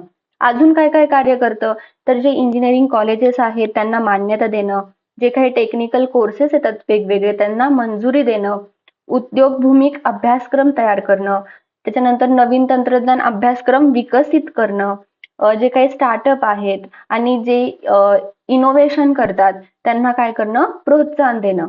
हे सुद्धा काय आहे, AICTEचं कार्य आहे. यानंतर आपण तिसरी संस्था बघूयात, ती म्हणजे NAAC, national assessment and accreditation council, राष्ट्रीय मूल्यांकन व मानांकन परिषद. जी काही विद्यापीठ सुरू करणं वेगळं आहे आणि त्याची गुणवत्ता तपासणं हे वेगळं आहे. तर हिची स्थापना कधी करण्यात आली आहे, 1973 मध्ये. वैधानिक दर्जा कधी देण्यात आलाय, 1995 मध्ये. हिचं मुख्यालय कुठे आहे, नवी दिल्लीमध्ये आहे. चांगले शिक्षण देण्यासाठी चांगले शिक्षक आवश्यक असतात, त्यामुळे शिक्षकाची जी शिक्षणाची गुणवत्ता आहे ती राखण्यासाठी कोण काम करतं तर NCT. तिचा उद्देश काय आहे, देशातील शिक्षणाचा दर्जा सुधारणे. अजून ती काय काय कार्य करते तर जे काही B.Ed आहे त्याला मान्यता देणे, M.Ed आहे त्याला मान्यता देणे, शिक्षक प्रशिक्षणाचे जे मानदंड आहेत ते ठरवणे, शिक्षक शिक्षणाचा अभ्यासक्रम ठरवणे, ही सगळी कामं NCT, राष्ट्रीय शिक्षक शिक्षण परिषद करते. यानंतर आपण नेक्स्ट संस्था बघूयात, ती आहे NCERT, national council of educational research and training. हे सगळे जे फुल फॉर्म आहेत ते आपल्याला पाठच असले पाहिजेत नेट आणि सेट या दोन्ही एक्झामसाठी. राष्ट्रीय शैक्षणिक संशोधन व प्रशिक्षण परिषद. हे जेव्हा आपण फुल फॉर्म पाठ करतो त्याच्यावरूनच आपल्याला कळतंय की ही संस्था काय काम करत असेल. हिची स्थापना कधी करण्यात आली, 1961 मध्ये. मुख्यालय कुठे, नवी दिल्ली येथे. आपण शाळेत जी पुस्तकं शिकतो ती कोणी तयार केलेली असतात तर तिचं नाव आहे ते म्हणजे NCERT. काय कार्य करते NCERT तर शालेय पुस्तकं तयार करते, राष्ट्रीय अभ्यासक्रमाची चौकट आखते, शालेय शिक्षणाची गुणवत्ता सुधारणे हे सुद्धा त्याचं एक कार्य आहे. शिक्षक प्रशिक्षण देणे, शैक्षणिक संशोधनाला प्रोत्साहन देणे आणि नवीन अध्यापन पद्धतीला सुद्धा प्रोत्साहन देणे, ही कामं कोण करतं, NCERT. तिचा उद्देश काय आहे, जे शालेय शिक्षण आहे त्याचं गुणवत्ता सुधारणे हा NCERTचा उद्देश आहे. यानंतर आपण बघूयात IGNOU म्हणजेच काय, IGNOU, Indira Gandhi national open university. जसं की आपल्या महाराष्ट्रामध्ये कोणती आहे, YCMU, इंदिरा गांधी राष्ट्रीय मुक्त विद्यापीठ. स्थापना कधी करण्यात आली, 1985 मध्ये. मुख्यालय कुठे, नवी दिल्ली येथे त्याचं मुख्यालय आहे. सर्व विद्यार्थी नियमितपणे महाविद्यालयामध्ये जाऊ शकत नाही. जे काही काम करतात, म्हणजे काम पण करतात आणि शिकतात सुद्धा, ज्या गृहिणी असतात किंवा काही काही ग्रामीण विद्यार्थी असतात त्यांच्यासाठी काय केलंय, हे इंदिरा गांधी नॅशनल ओपन युनिव्हर्सिटीची स्थापना करण्यात आलेली आहे. हे जे आहे ते भारतातील सगळ्यात मोठे मुक्त विद्यापीठ आहे. उद्देश काय या विद्यापीठाचा तर दूरस्थ, डिस्टन्स आणि मुक्त शिक्षण सर्वांपर्यंत पोहोचवणे. याचे कार्य काय काय आहेत तर ऑनलाईन लर्निंगच्या माध्यमातून आपण शिकू शकतो. डिप्लोमा स्टुडंटसाठी त्यांनी अवेलेबल करून दिला आहे, डिग्री अवेलेबल आहे, आपण पोस्ट ग्रॅज्युएशनचं सुद्धा एज्युकेशन इथे अवेलेबल आहे. यानंतर आपण बघूयात ती म्हणजे ICAR, Indian council of agriculture research, भारतीय कृषी संशोधन परिषद. स्थापना कधी करण्यात आली आहे, 1929 मध्ये. मुख्यालय कुठे, नवी दिल्ली येथे आहे. आता हिचा उद्देश काय तर भारतातील कृषी संशोधन आणि कृषी शिक्षणाचा विकास करणे. भारत हा काय तर कृषी प्रधान देश आहे, म्हणूनच शेती संशोधनासाठी आपण काय केलं, ICAR ची स्थापना केलेली आपल्याला दिसते. कार्य काय काय आहेत ह्या ICAR ची तर कृषी संशोधनाला प्रोत्साहन देणे, कृषी विद्यापीठं जी आहेत त्यांचं नियमन करणे, पशुसंवर्धन करणे, मत्स्यपालन करणे, बागायती संशोधनाला प्रोत्साहन देणे, नवीन जे काही बियाणं आहेत त्यांना विकसित करणे, ही सगळी कामं ICAR ची आहेत. यानंतर आपण बघूयात ते म्हणजे NIOS national institute of open schooling, राष्ट्रीय मुक्त विद्यालयी शिक्षण संस्था. हिची स्थापना कधी करण्यात आली? 1989 मध्ये. कुठे? नोएडामध्ये. जर एखादा विद्यार्थी नियमितपणे शाळेत जाऊ शकत नसेल तर त्यांच्यासाठी हे NIOS ची स्थापना करण्यात आलेली आहे. ज्यांना नियमित शाळेत शिक्षण घेणे शक्य नाही त्यांच्यासाठी मुक्त शिक्षण उपलब्ध करून देणे हा काय आहे? उद्देश आहे. आता कार्य काय काय करतात तर ओपन स्कूलिंग म्हणजेच मुक्त शिक्षण, म्हणजे रोज कॉलेजला न येता सुद्धा आपण फक्त परीक्षेसाठी कॉलेजला जाऊ शकतो. तशाच परीक्षा कुठल्या कुठल्या तर 10वीची 12वीची व्यावसायिक एज्युकेशन सुद्धा त्यांना दिलं जातं. वेगवेगळे व्यावसायिक कोर्सेस अवेलेबल करून दिले जातात. यालाच आपण काय म्हणू शकतो? फ्लेक्झिबल एज्युकेशन असं सुद्धा म्हणू शकतो. मग NIOS काय लक्षात ठेवायचं तर ओपन स्कूलिंग एवढंच लक्षात ठेवायचं.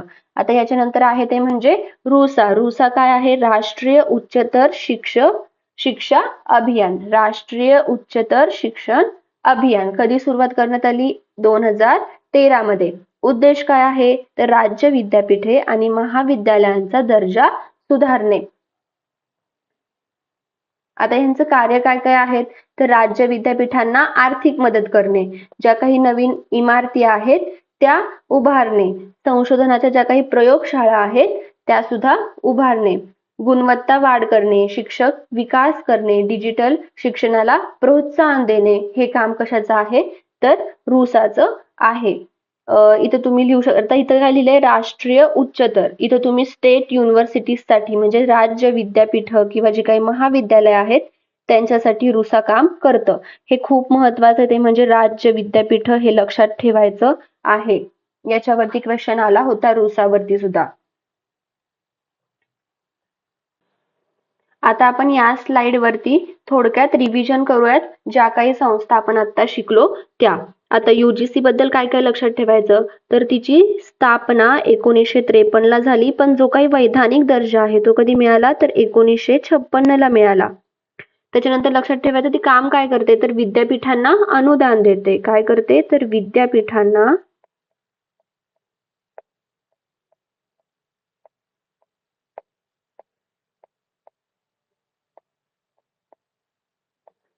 अनुदान देते. दुसरं आहे ते म्हणजे AICTE. स्थापना कधी झाली आहे? 1945 ला. वैधानिक दर्जा कधी मिळाला? 1987 ला. काय काम करते? T म्हणजे काय तर टेक्निकल एज्युकेशन, त्यालाच आपण म्हणतो तांत्रिक शिक्षण.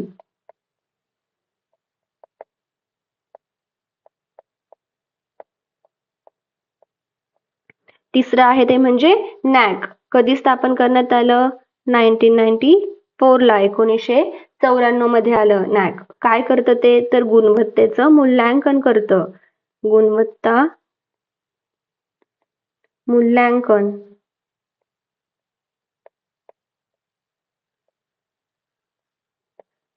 चौथं आहे ते म्हणजे NCTE. कधी स्थापना करण्यात आली? 1973 मध्ये. वैधानिक दर्जा कधी मिळालेला? 1995 मध्ये. ही कशासाठी आली आहे तर टीचर एज्युकेशन म्हणजेच काय तर शिक्षक शिक्षणाची गुणवत्ता वाढवण्यासाठी आलेली आहे. शिक्षक शिक्षण. त्याच्यानंतर आहे ते म्हणजे NCERT.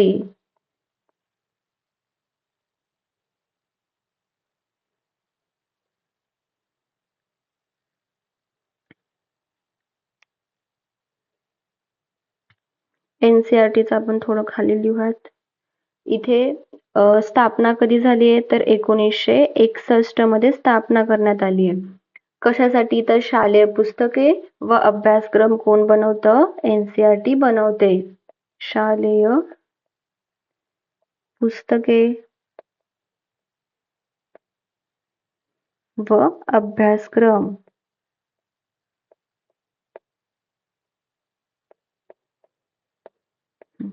यानंतर आहे ते म्हणजे IGNOU. त्याचं कधी स्थापना करण्यात आली आहे तर 1985 ला.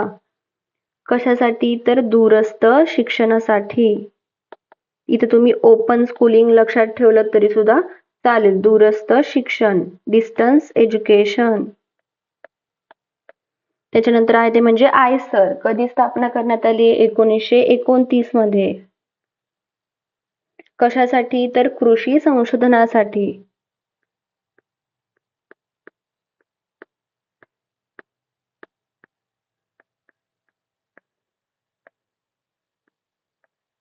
त्याच्यानंतर आहे ते म्हणजे NIOS. कधी स्थापना करण्यात आली? 1989 मध्ये. कशासाठी तर मुक्त शालेय शिक्षण.